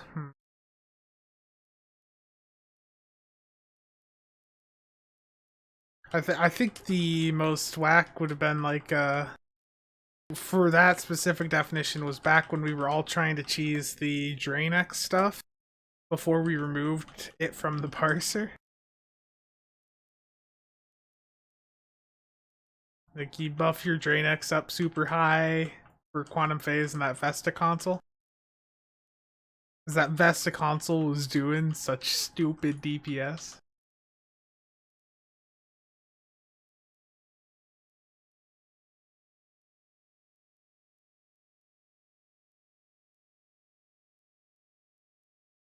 I wish we had the Valdor console on Feds. That thing, such an amazing console for Romulans. Get Feds. I probably I can do better, but rusty, man. I ain't been playing this. When I've been playing games, I've been playing better games. Let's yeah, I should actually go back and make sure I'm beamed out so I don't have sound issues. Okay, good.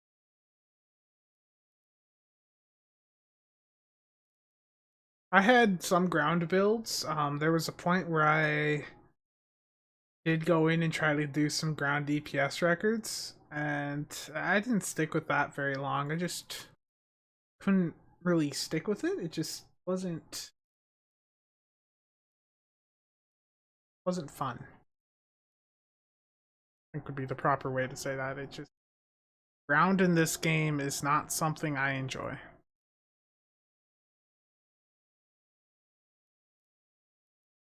Okay, so let's see how bad I do with this CSV scimitar in ISA. Because I know ISA over and over is enjoyable.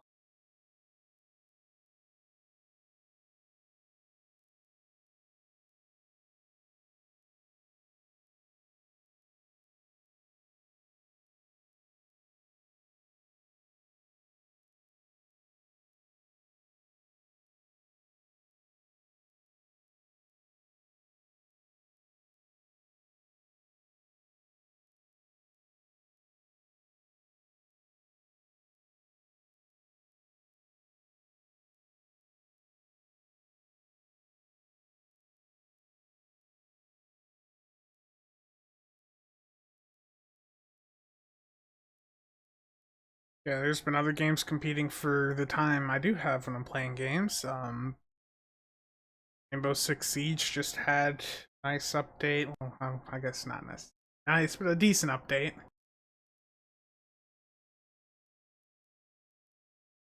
PUBG was doing that again with some friends. That's now that they have the ping lock and hackers haven't been as huge of an issue, so that's been fun to get into again.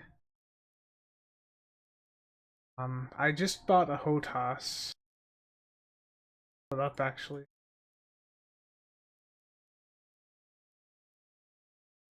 People are probably gonna be like, "What's a HOTAS?" My birthday's coming up here, and I had a gift card on Dell, so I got them to price match this down to Newegg's price, which is much cheaper than this. But I went and picked one of these things up just to mess around with in Star Citizen, Elite Dangerous. I like to do my space simulation. That's what I like about STO. I like the unique play style, flying in STO. But I want to try those other games with like a proper joystick and stuff. Why not? Spoil myself a little.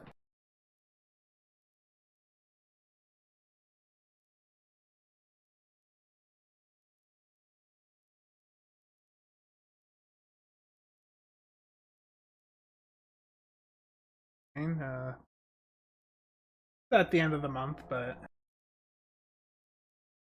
that I think Dell doesn't have their stock in anyways until 20th, so right around my birthday.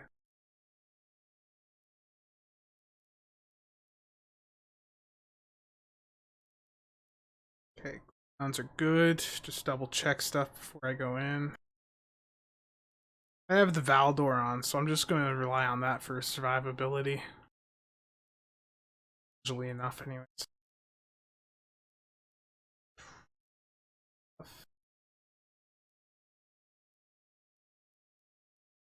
Because I was doing that Foundry map before I took off Fleet Coordinator, but I can put that back on.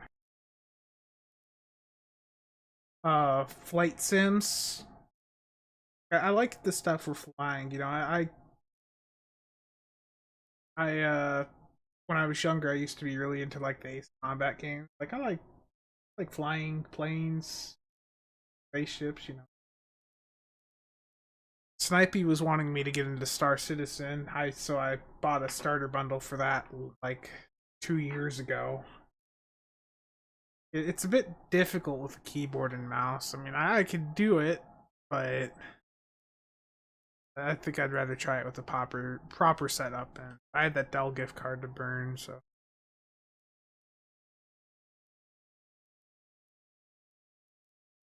dock.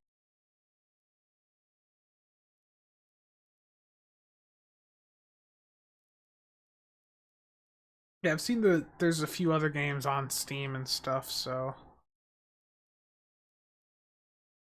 certainly be looking at some stuff. I think I'll wait for the big summer sale before I really go heavy. Some of those though, got a few of them on my wish list. I'm keeping an eye on. Get the names of them. I'm debating also, like later this summer. I've got some spare money set aside, like maybe pick up one of those Vives or something. I hear the flight sims, you know, the joystick, throttle, and then you got the VR stuff. I hear that's pretty nice.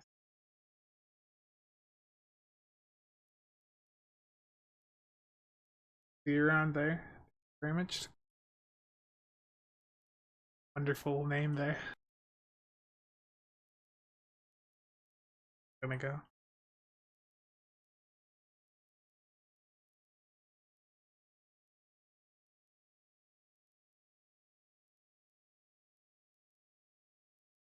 Does anyone have any like STO questions?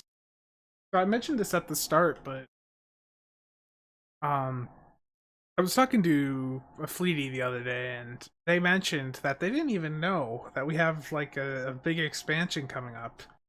I think it's something Cryptic hasn't really advertised well. For those of you that have been around a while, you may know that they showed off the Victory is Life little teaser video last year, like at Star Trek Las Vegas or whatever.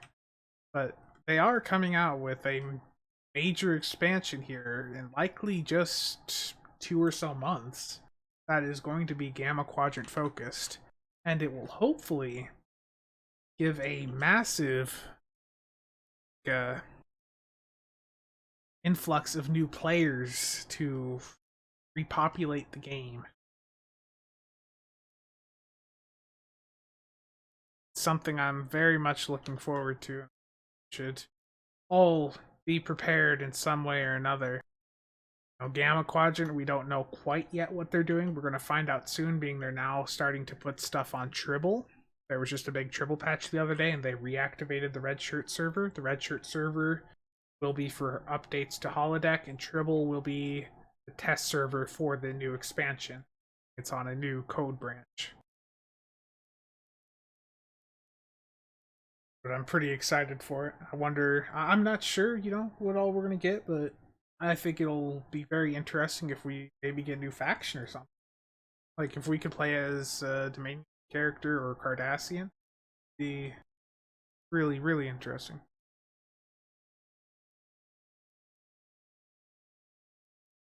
But even if there's no new faction, if there's enough new content, some nice new system, will help this game massively. Another recruitment event also. Is this thing gonna go?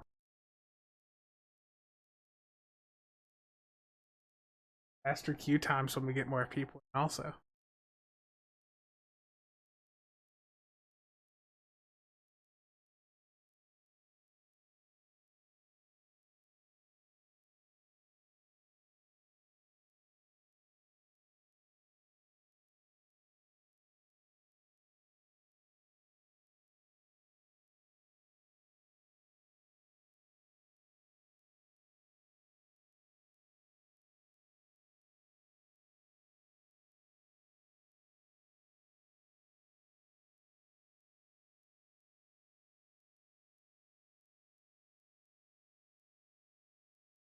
So what's everyone up to?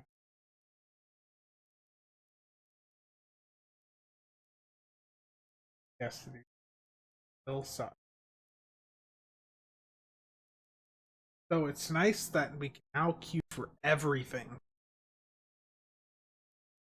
What we have now is what it should have been when it.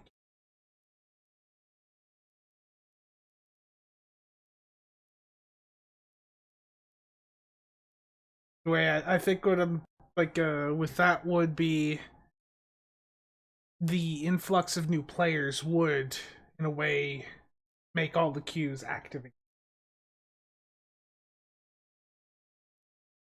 I had to go through and approve your messages so many times.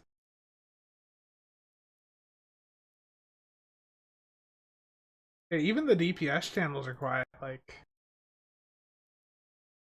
the higher channels, like these things are quiet. 50, 75, quiet. 30k is quiet most of the time. For those of you that may have been around for that simulation channel drama, it's a good thing we didn't go live with the DPS simulation channel. We were almost ready to, and in the end we decided against it because there's enough simulation channels, but we almost did. That would have added in a nice layer of drama to that simulation stuff. They did a rebalance.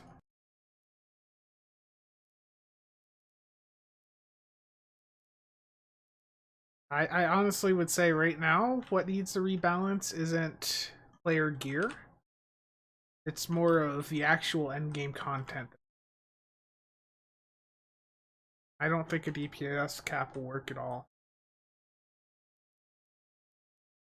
What they need to do is give us like a. I don't want the full layout that console has for their UI, but give us the auto activating abilities, because one of the biggest issues, the biggest reasons there's such a gap in performance is because people don't hit abilities. And you go into some of these runs and you'll see people do like 5k and you look and they didn't hit any of their abilities.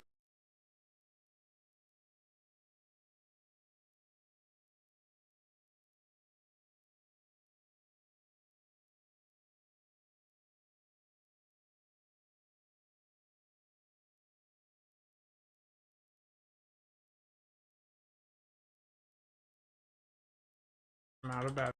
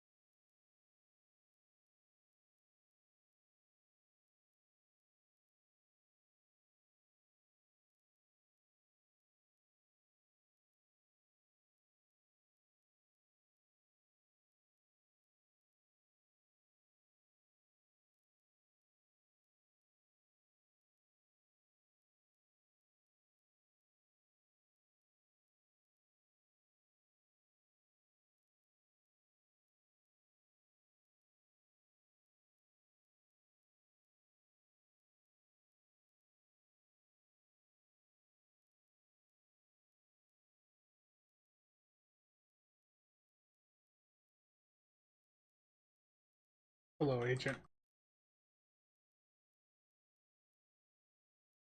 Oh, Wooly, were you the one that said that in a comment like a few days ago?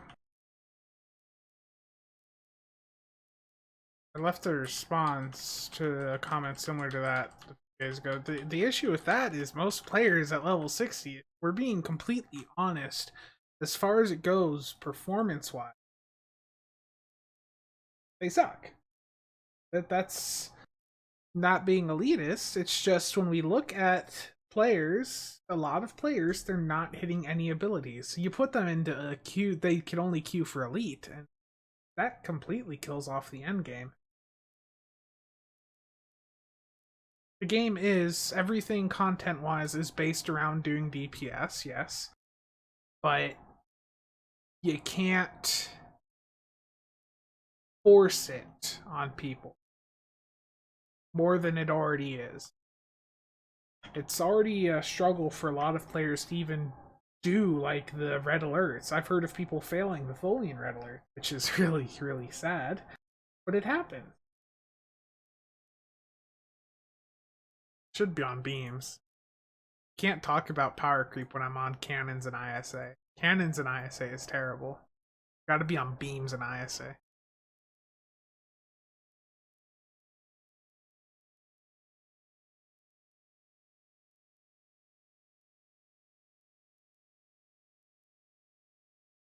Oh, that's an interesting one. So you had the max shields. Buffing up your shields a bunch with like the ResLab consoles, that'd be something fun.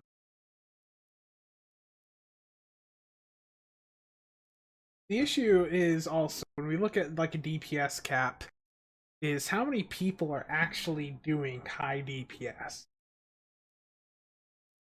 Okay, I'm gonna pull up OBS. Let's go to ISA. Fresh table, so we have the latest data.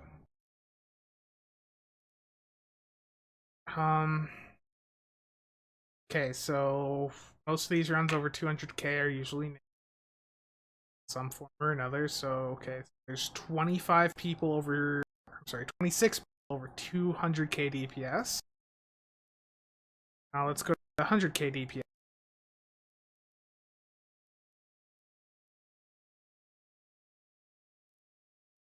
301.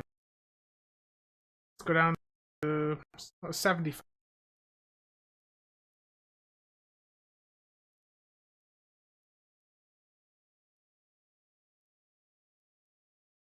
691.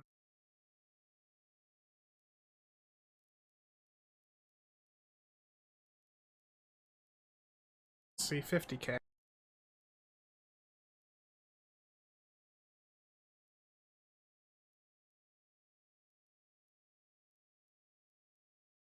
1,661.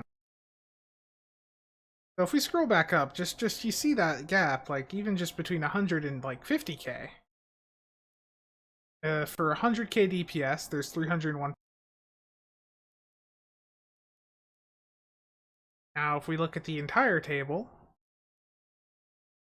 there's 10,535 results.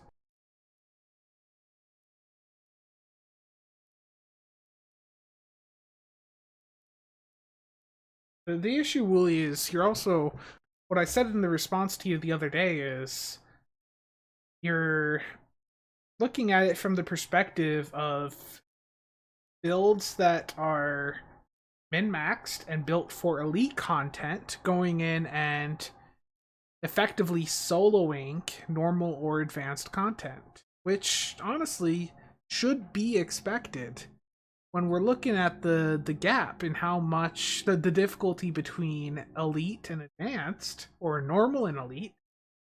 That's huge. Let me see if I can pull something up here. See if I can find it in my Dropbox.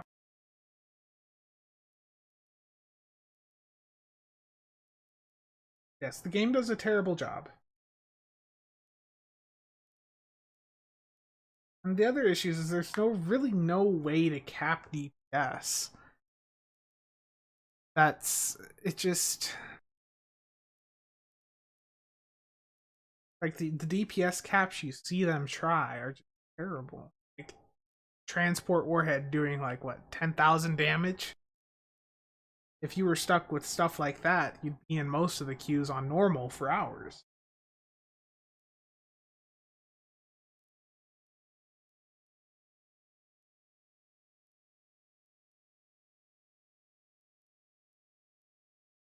Yeah.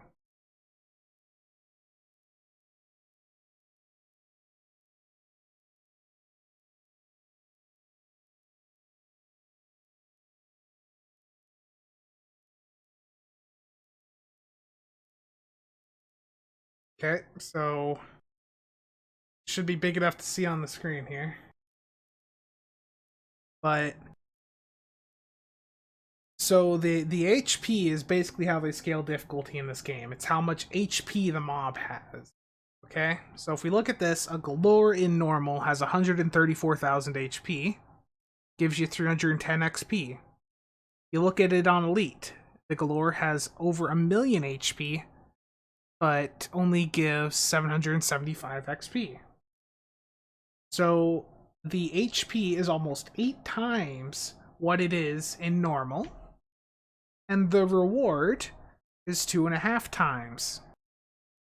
Now, if we look at the HP between advanced and elite, that's quite a big gap. Your advanced is going to have, about a third of the HP. Well, actually, let's do math here. 5.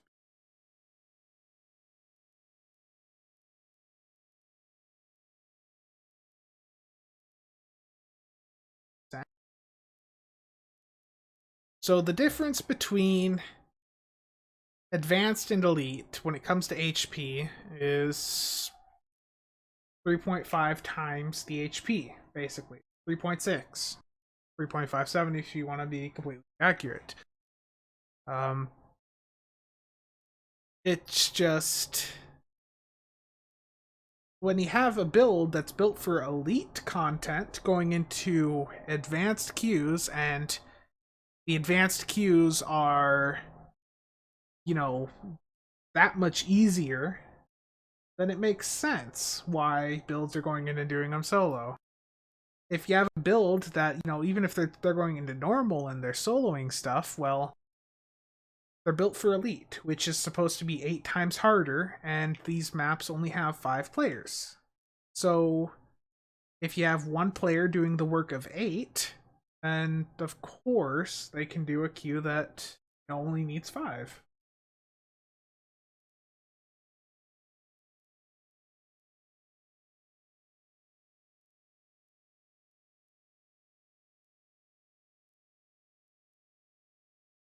That would be nice, but that is something we will never see in this game.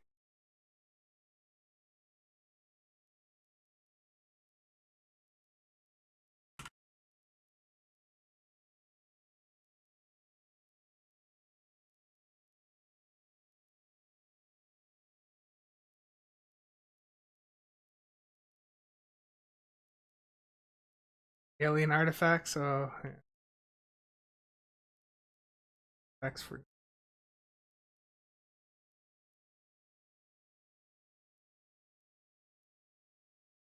Anyone got any questions, like mechanics or anything?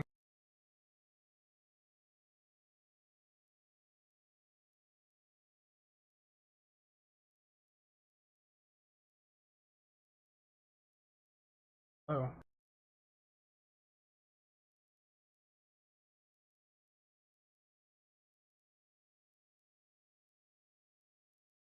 Also, is my mic coming through with any background noise? I was messing with the filter earlier, so I'm hoping that it's not picking up background, because I have a major interstate about 100 yards outside this window here, and usually it gets picked up.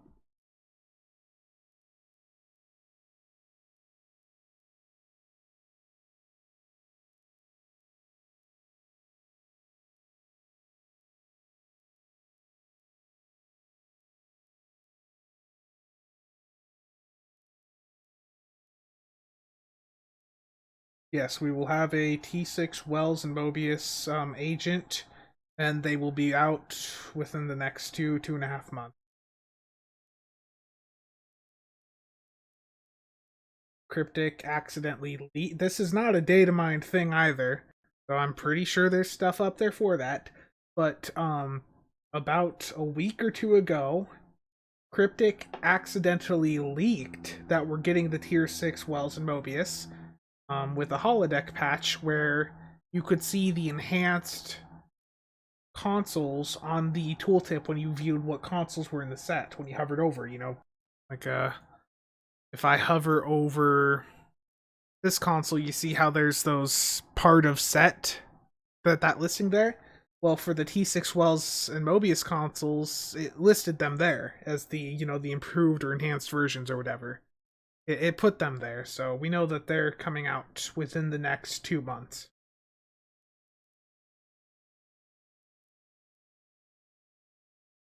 Yeah, I've got the mic on a boom arm.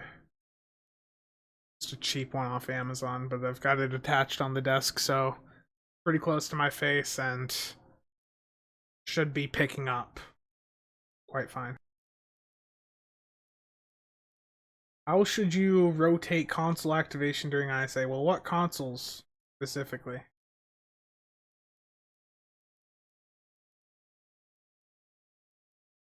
How the PvP players in the game still noobs?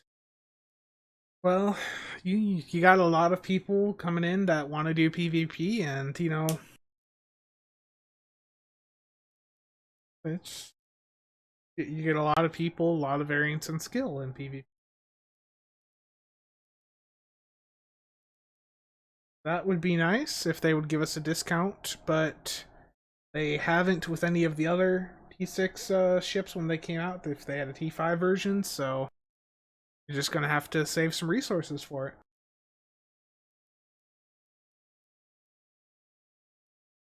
You will have to buy a new one, Agent. Just like if you want to go and buy any of the other ships that have been upgraded to tier 6, you have to go and buy the new ones. Like when the T6 Galore came out, it was renamed to the Keldon.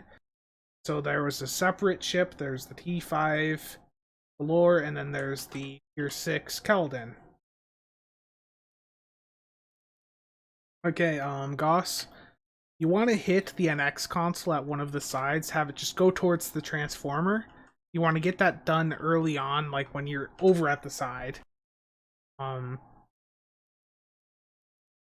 the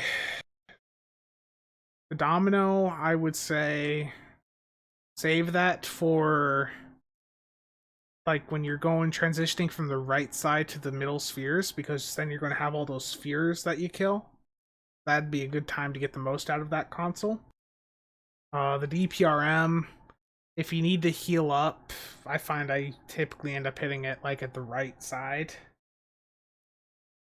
Timeline Stabilizer, if you've hit all of your captain abilities at the left side, you could hit it there. Like if you hit it all early on and you want to get those cooldowns started, you can do it there, or you can do it at the right side. You just want to, with the timeline stabilizer, you want to have 5 enemies within a few kilometers of you. I think it's like 3. 5 enemies within 3 kilometers to get the most out of it. So if you're right above like the transformer on the left side or the right, when the spheres pop out after you destroy some of the generators, you could hit it then. They'd be close enough to you.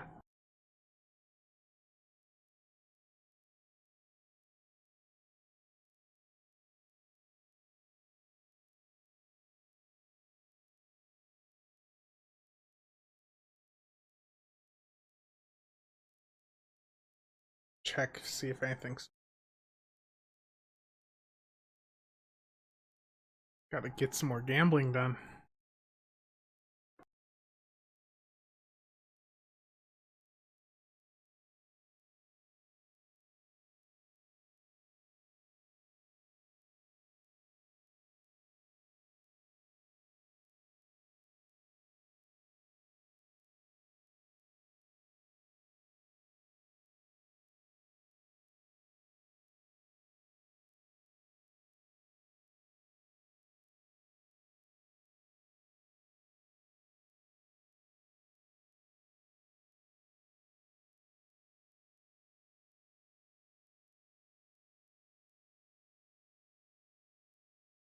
Actually, pretty good cannons. Those would be really nice now. Wide arcs with the CSV buff that just happened. Let's see what these are worth.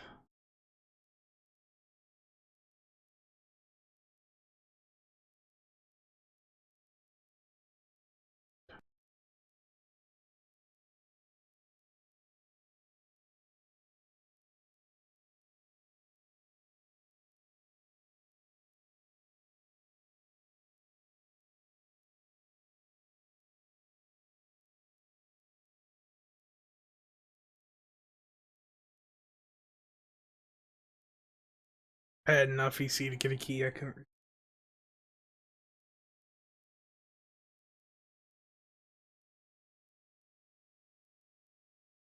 Yeah, the prototype dread and all of the other variants of it for ROM KDF is really disappointing.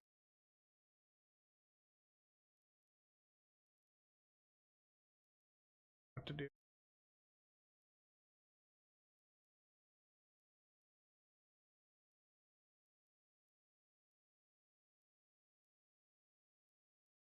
We can go nuke a CCA or something.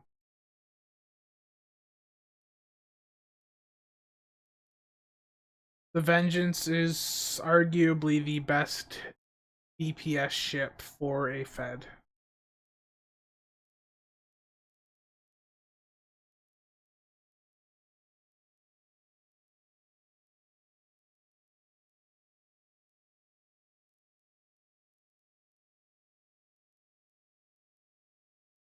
But I'm gonna.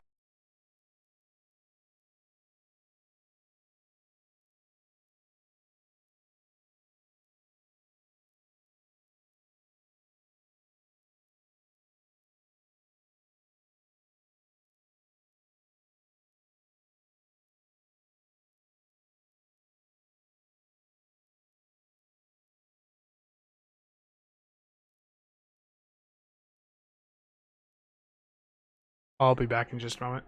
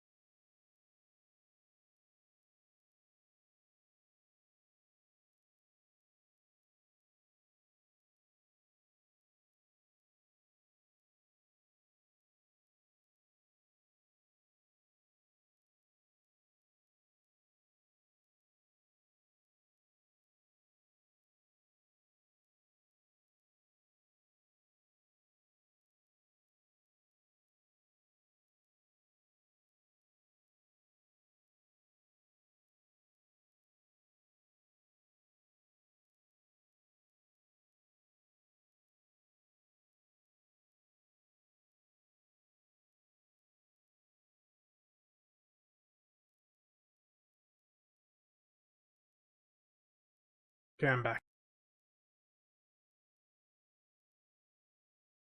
Yeah, the DPRM is one of the best consoles in the game. That's off the prototype Dreadnought. It is mislabeled on the information. They call it the whole ionization something something. But I'll hover over it here.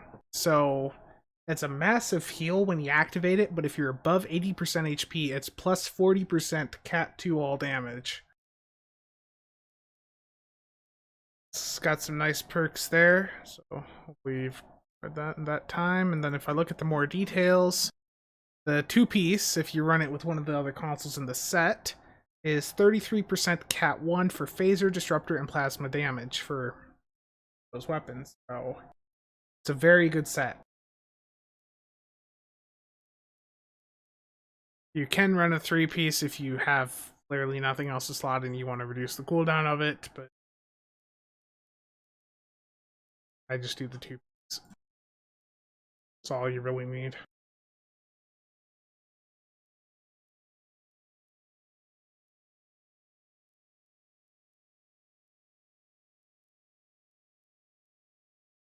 Yeah, it's expensive, to spend that much for something, but with the min-maxing, you do that so often, it's ridiculous.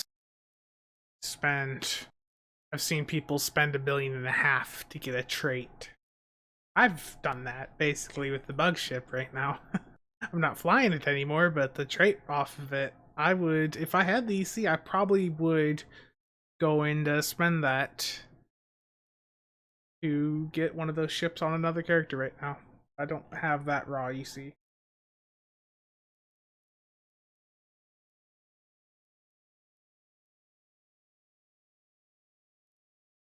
The DPRM only comes off of the prototype Dreadnought. If you want it for your Romulan or KDF, it comes from a console pack that you can buy off the exchange. Pretty cheap. The Domino is, yeah, off of the anniversary ship from this year.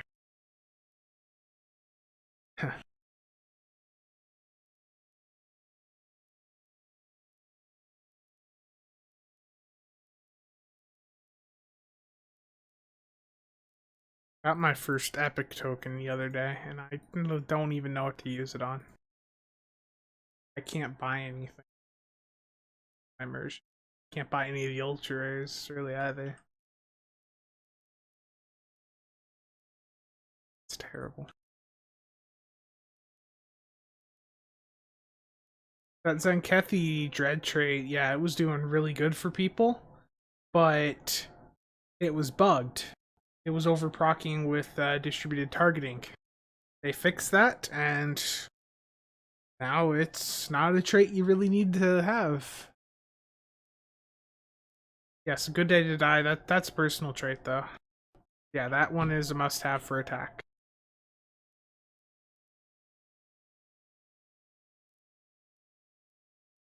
I've got another spreadsheet. Let me see if I can find.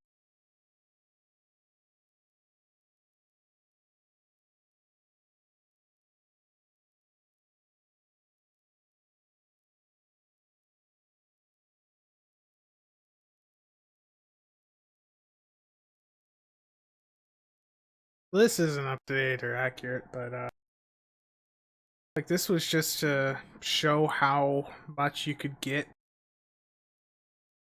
out of the promo packs versus the keys. So what's the current value? 250. Oh, I don't know what Zen's at right now. These R&D promo packs are at what 17.5 ish. Go with that.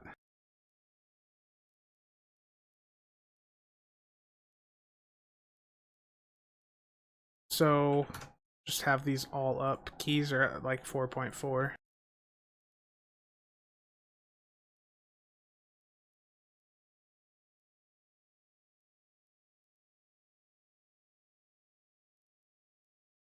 So let's say you have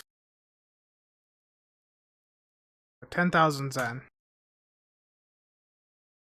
So if you look at the return ratio on your investment, like this is basing it off of if you went and did the contraband route. That this probably looks a bit confusing. Um, but if you want to go the free to play route and you want to make your return off your contraband investment, say you spent half a billion, fly 50 characters. If you went and turned that around into keys, you'd double it. If you waited for a key sale, you'd get 2.5 times your investment.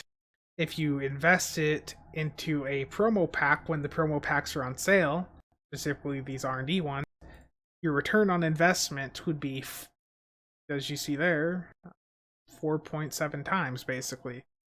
So if you invested 500 million, just do this.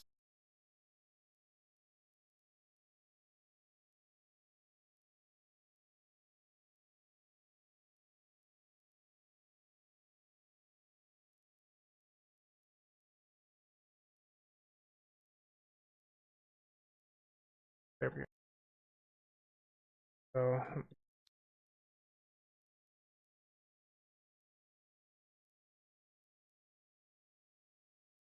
So this is your initial investment worth of contraband. And then you turn around and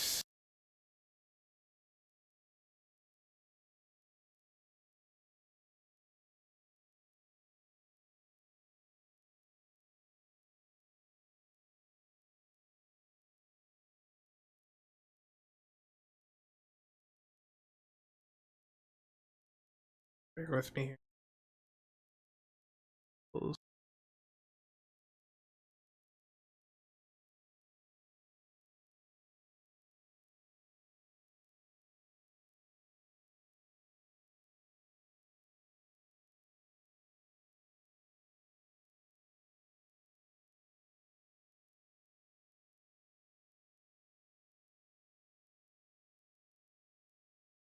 Is this number being calculated?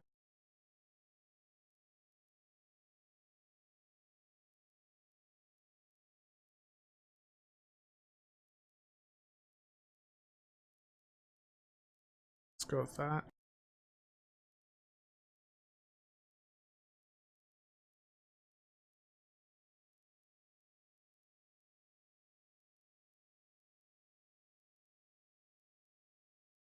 I think that's quite right.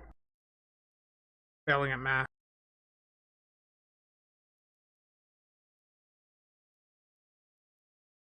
And then your profit.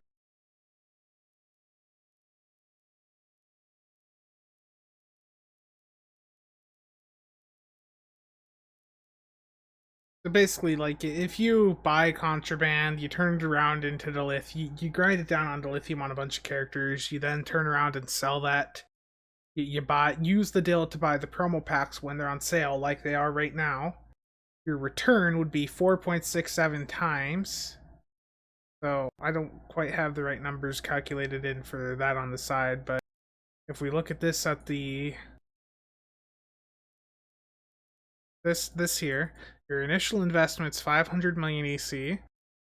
That turnaround at 4.67 for the promo packs when they're on sale is then 2.3 billion. So your profit is, quite massive. That's why contraband and a bunch of characters is the way to go to be free to play in this game. A bit of work, but it's worth it. Goes out of this. And take care of the dogs.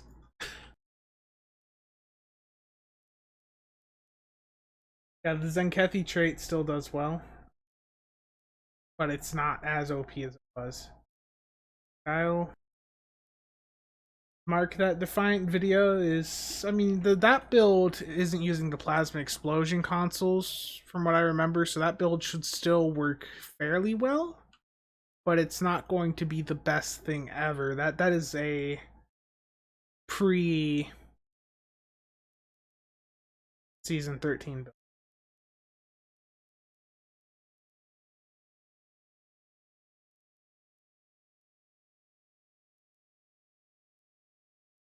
So that would be Agent, that would be like 133 promo packs, based on them being 17.5 million per.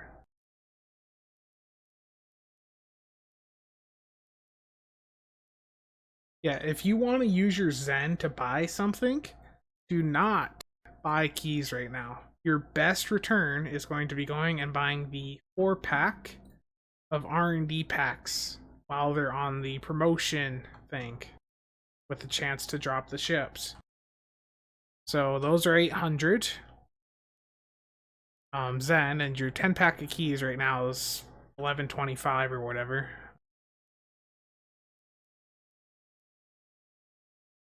So you're spending 11 bucks on them keys and getting about 44 mil. And if you spend $8 and buy 4 of the promo packs, you're getting 65-ish mil. So you're getting much more bang for your buck.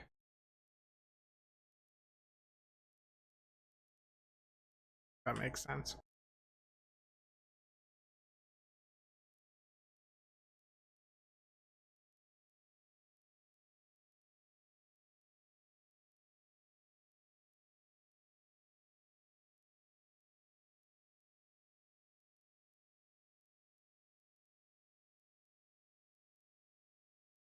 Yeah, Goss, the embassy consoles were, I think the correct terminology for them was that they were just simply toxic to builds, to build design. Yes, Kyle, I am very much looking forward to Victorious Life. It cannot come soon enough.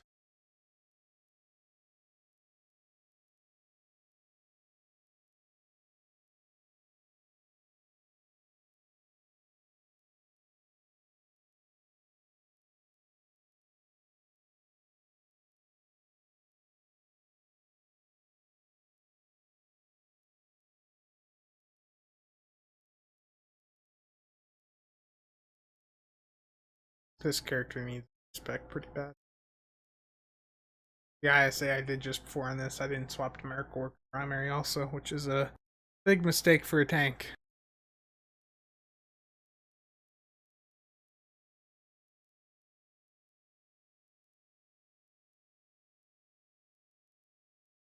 For that specific thing, Mythos, I thought I was prepared when I went into it, and then I screwed up a little bit. If I'm being honest, there were traits that I messed up because I was confusing myself between what I would run in a longer duration thing and what I would run in a short duration. That's like I should have had that or one of the other traits on over the Gravwell trait, for example.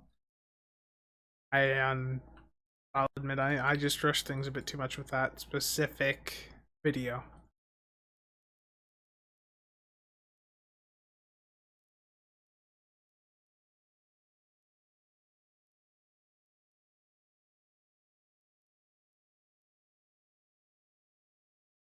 The only thing with the bug ship is I wish it was 5 forward weapons. If that thing was 5 forward weapons, it would be crazy. But unfortunately, due to it being a 4-3 setup, that limits it in some ways compared to some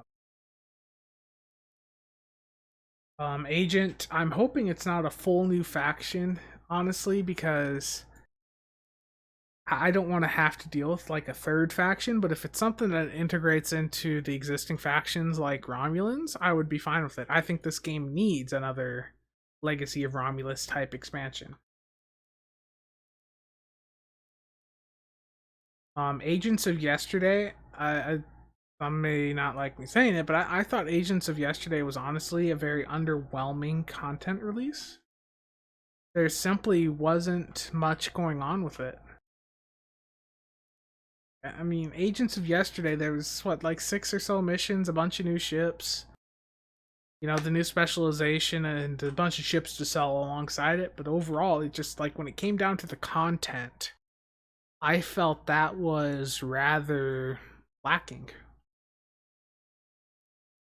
The T5 bug is fine for PvE content, but I would not take it into a PvP, a serious PvP. Even the T6 bug has issues in serious PvP right now because it doesn't have a cloak. There's currently an issue, a balance issue, you could say, in PvP, regarding a specific ship and console. Though Feds have this console also, but they can't do it the same way on the Fed side.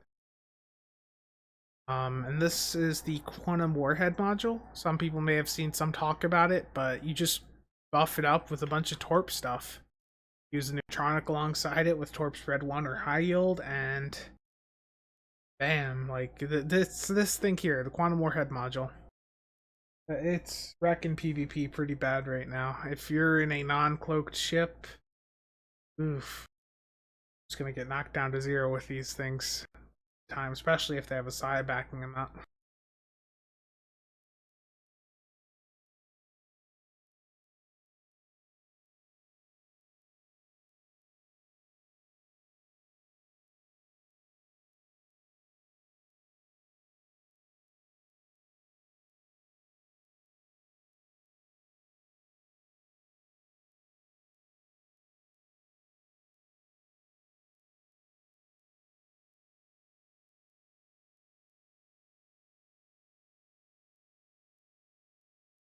You mentioned CCA though, so that gives me something to do next. I'm gonna turn a fan on because this computer gets a bit warm.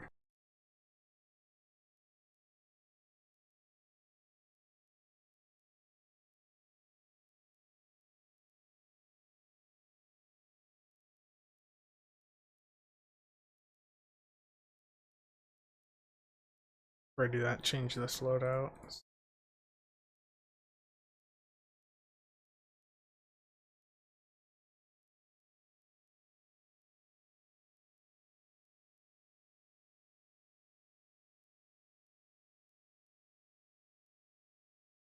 Like, I think they said on Priority 1 or something that they had a bunch more missions ready to go for that. But when it came, out, it was like, where is it? There's just nothing really there. 6 missions. I mean, that's it?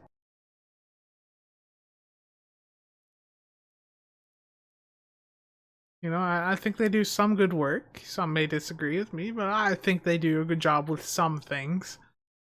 Certainly not everything, but there's some things. But that expansion was it just didn't feel like an expansion. It felt like just another season, really, and a recruitment event.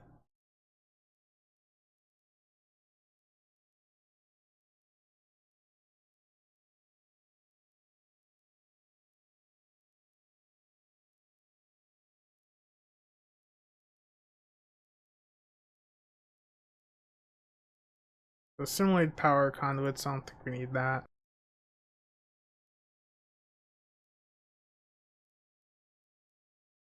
Remember, I'm just going to scroll down, probably go through these a few times just to remember what traits exactly I want to do here. For CCA specifically. Checkmate for sure.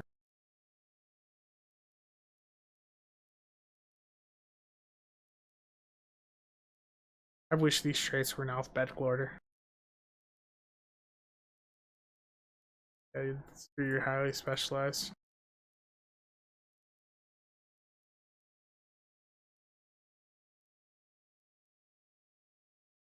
Just going over things because this is so out of order.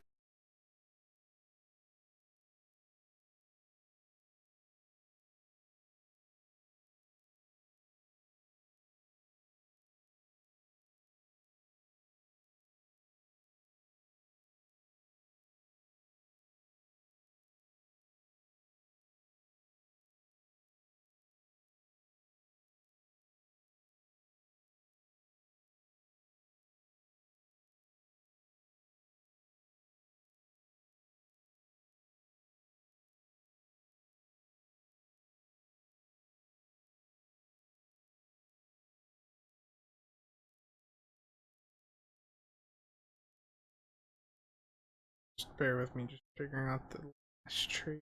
What do I want to run?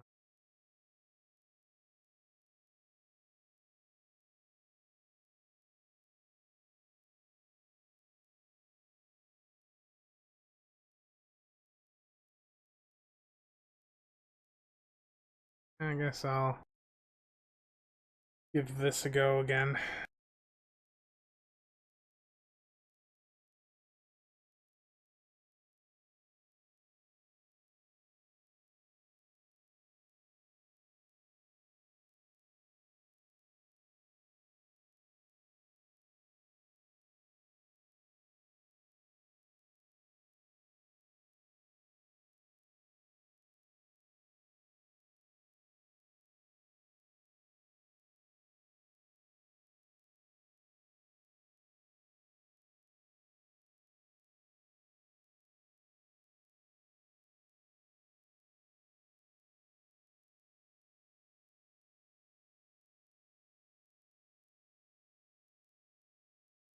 Yeah, some of the recent missions have been a bit better, but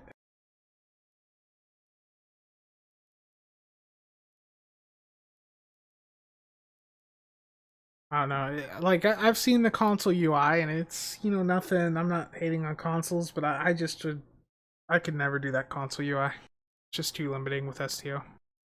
You don't even need like a really super beefed up machine for STO. What I'm running right now is for STO. It's far overkill. Like you can get a pretty good low end graphics card for this game and do high settings. I remember being pretty excited when I got a 7850 many years ago, and that was able to max out the game and get good FPS at 1080p. But if you're on like a 4K TV, probably something like a 1050 or 1060. I think the 1050s are still pretty cheap graphics card wise. Now the 1060s, 1070s, 1080s, those are all super expensive right now. What was I about to swap this? Better anti-medic.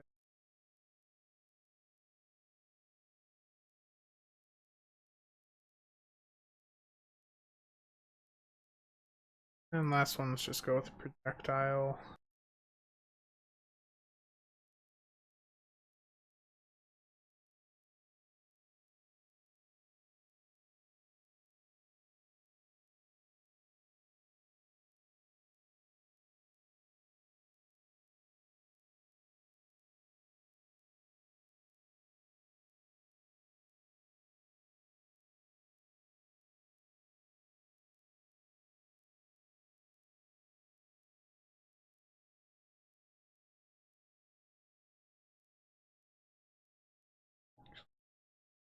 This is exotic, so that won't buff it any.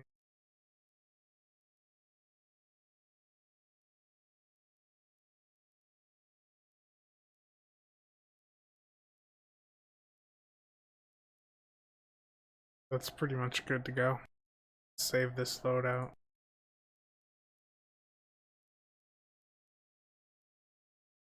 So just go in, spam everything on the tray on the entity, and see how it goes.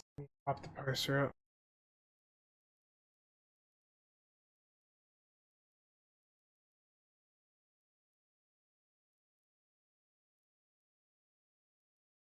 I do have Star Citizen, but I'm trying to just get back into it. I'm just about to be getting a joystick and throttle, so that'll be pretty interesting to see how that changes me flying in there.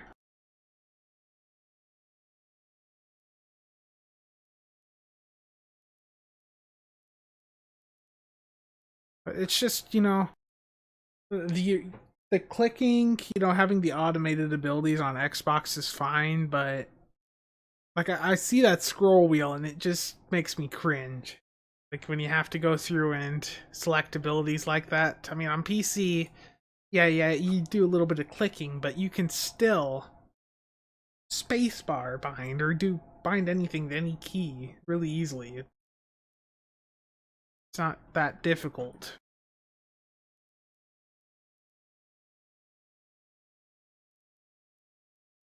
Yeah, I saw the two joysticks is good also, but I'm gonna be doing some other games, so the joystick and throttle, I'm gonna see how it goes.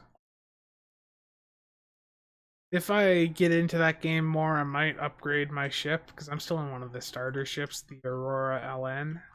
I might like upgrade to the Super Hornet or something if I really am into it, but that'll wait and see.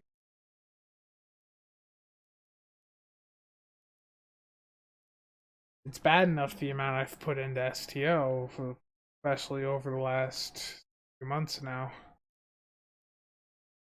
Played this game free to play for how many years, really, for the most part, but last year been a bit different for me. I've had money, so not go well.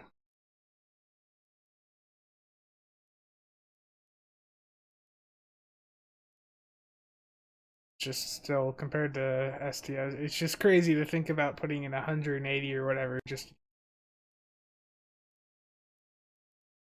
5K. I remember hearing people putting in 40K or whatever for that pack that had all the ships. That shit, not.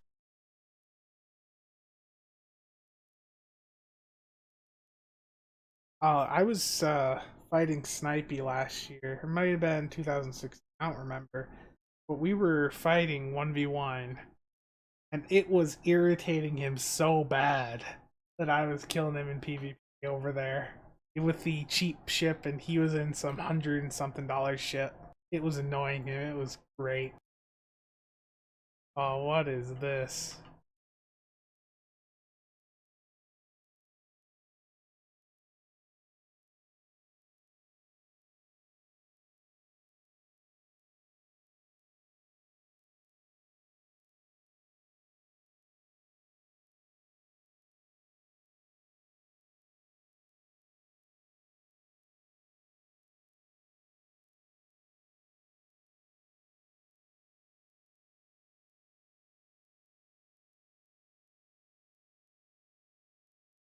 It was a bad run. It was a bad spawn on the Tholians too. Ugh. It's hard to see that close. That was terrible. I'm not even gonna bother to try and clean that.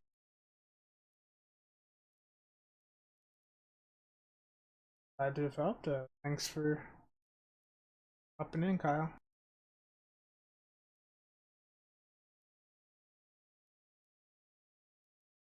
I'm gonna wrap it up here.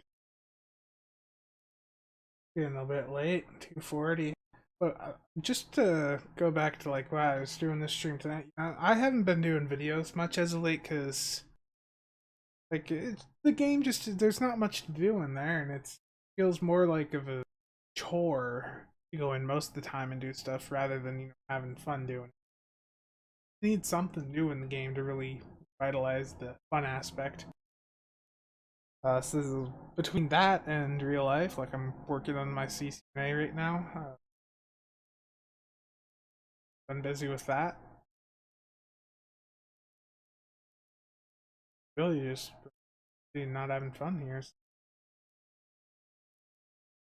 Why I haven't been keeping up with the video. I was just figuring try this stream just see if if people had any questions live, and if people want to post them in the comments when this goes to a video, just ask and answer them. I can maybe do this like weekly or bi-weekly or something.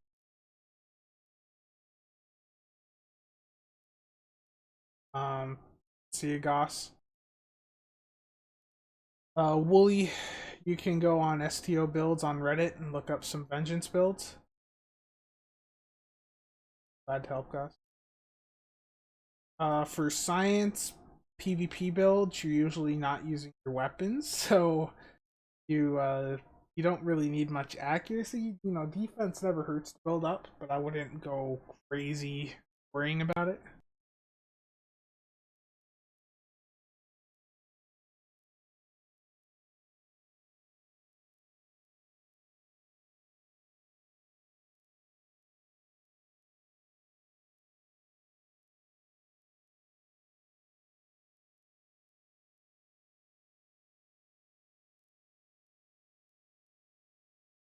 Oh, I need to gamble.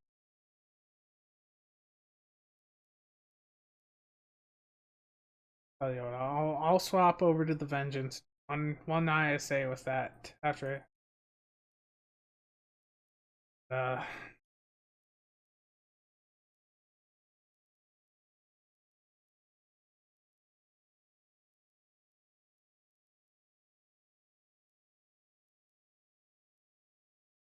yeah, with the science stuff too in PvP, just to be more specific. The thing is that your science abilities don't rely on accuracy. They just hit, which is a lovely feature.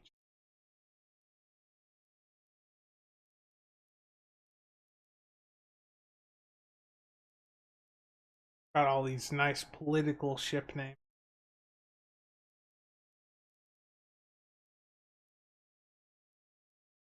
Well, if you want to try stuff in PvP, just go take it to Karat. There's always activity there. The way it's crazy how active that's been at points. Cannons off.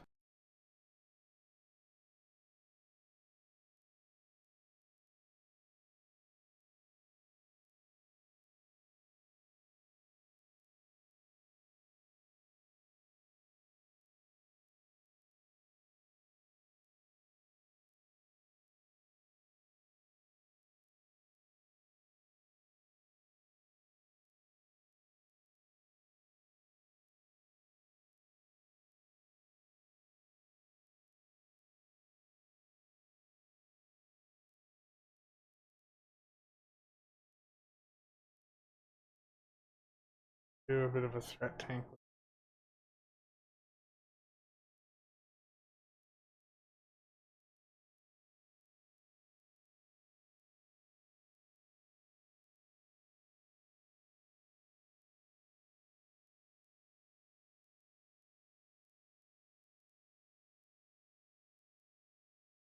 Is a vengeance after all, so that theme a little.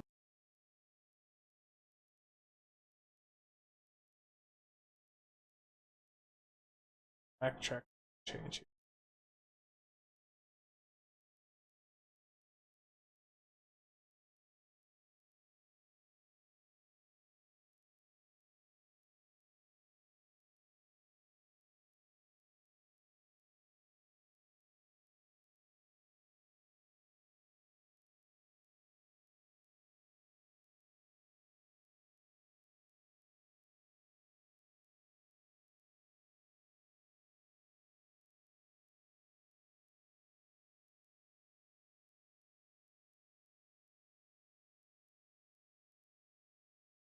Disruptor's been the DPS meta 2006. Anti-Proton's the fourth best damage type rate. With the, like, you've got the DPRM, you've got the two-piece off the DPRM, which buffs Phaser, Disruptor, and Plasma. You've got how many of these other sets that they've come out with that are buffing Phaser and Disruptors. Then you have Phasers having the prolonged engagement Phaser Beam Ray, if you have that from the event. And then there's the Terran Task Force from the Terran rep for Disruptors, which these two are very close now because they just buffed this prolonged stuff up.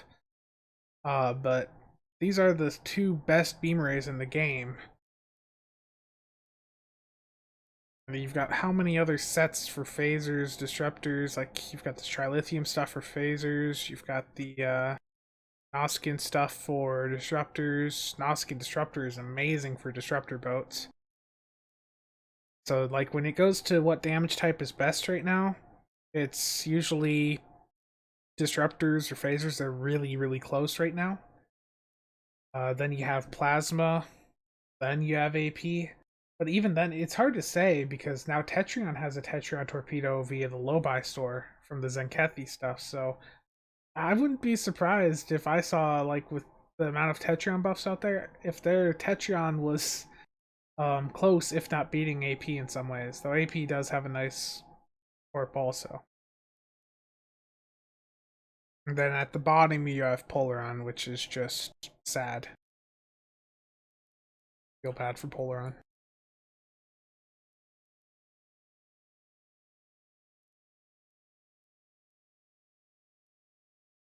Team. I have an eng team here. Oh man. I don't even have an engineering team.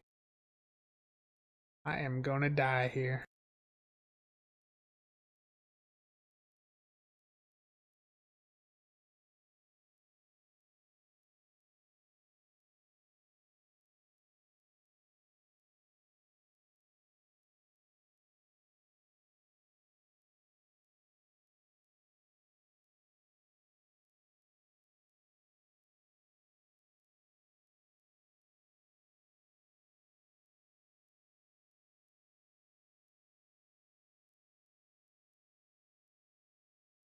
Originally threw AP off was the Coalition Disruptors. Those used to be really good.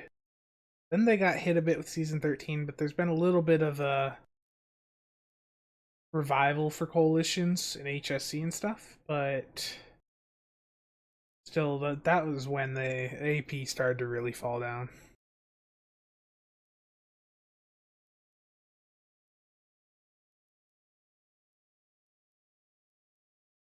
What? No, it removed the beam. No.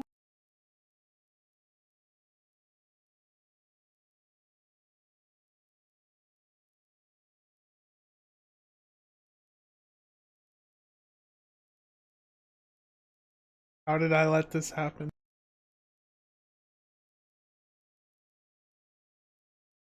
Just gonna get stuff early.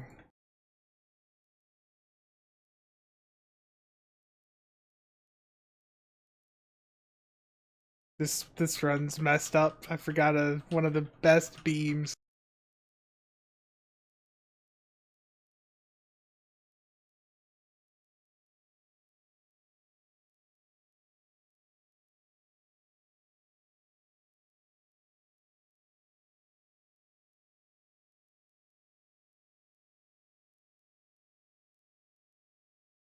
I just go to the other side.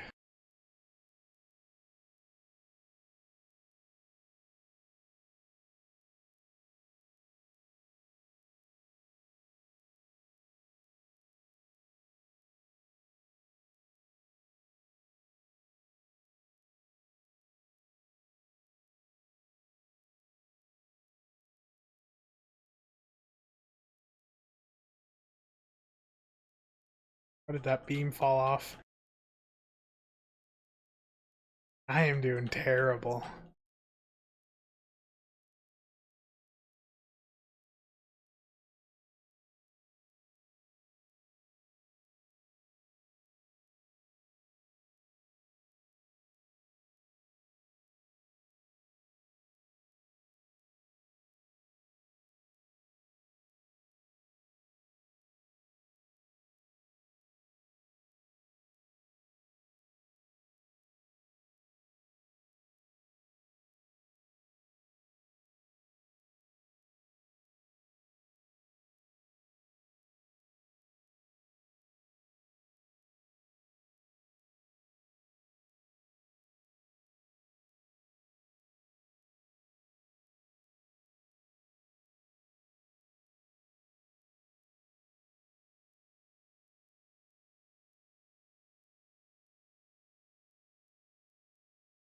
Just showing how casual I truly am.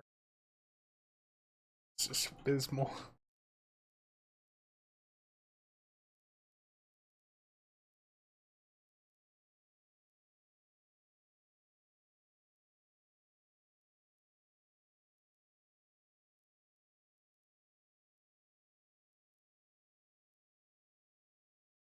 I mean, that was.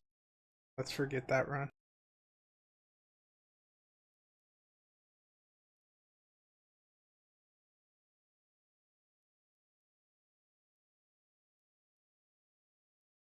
What run?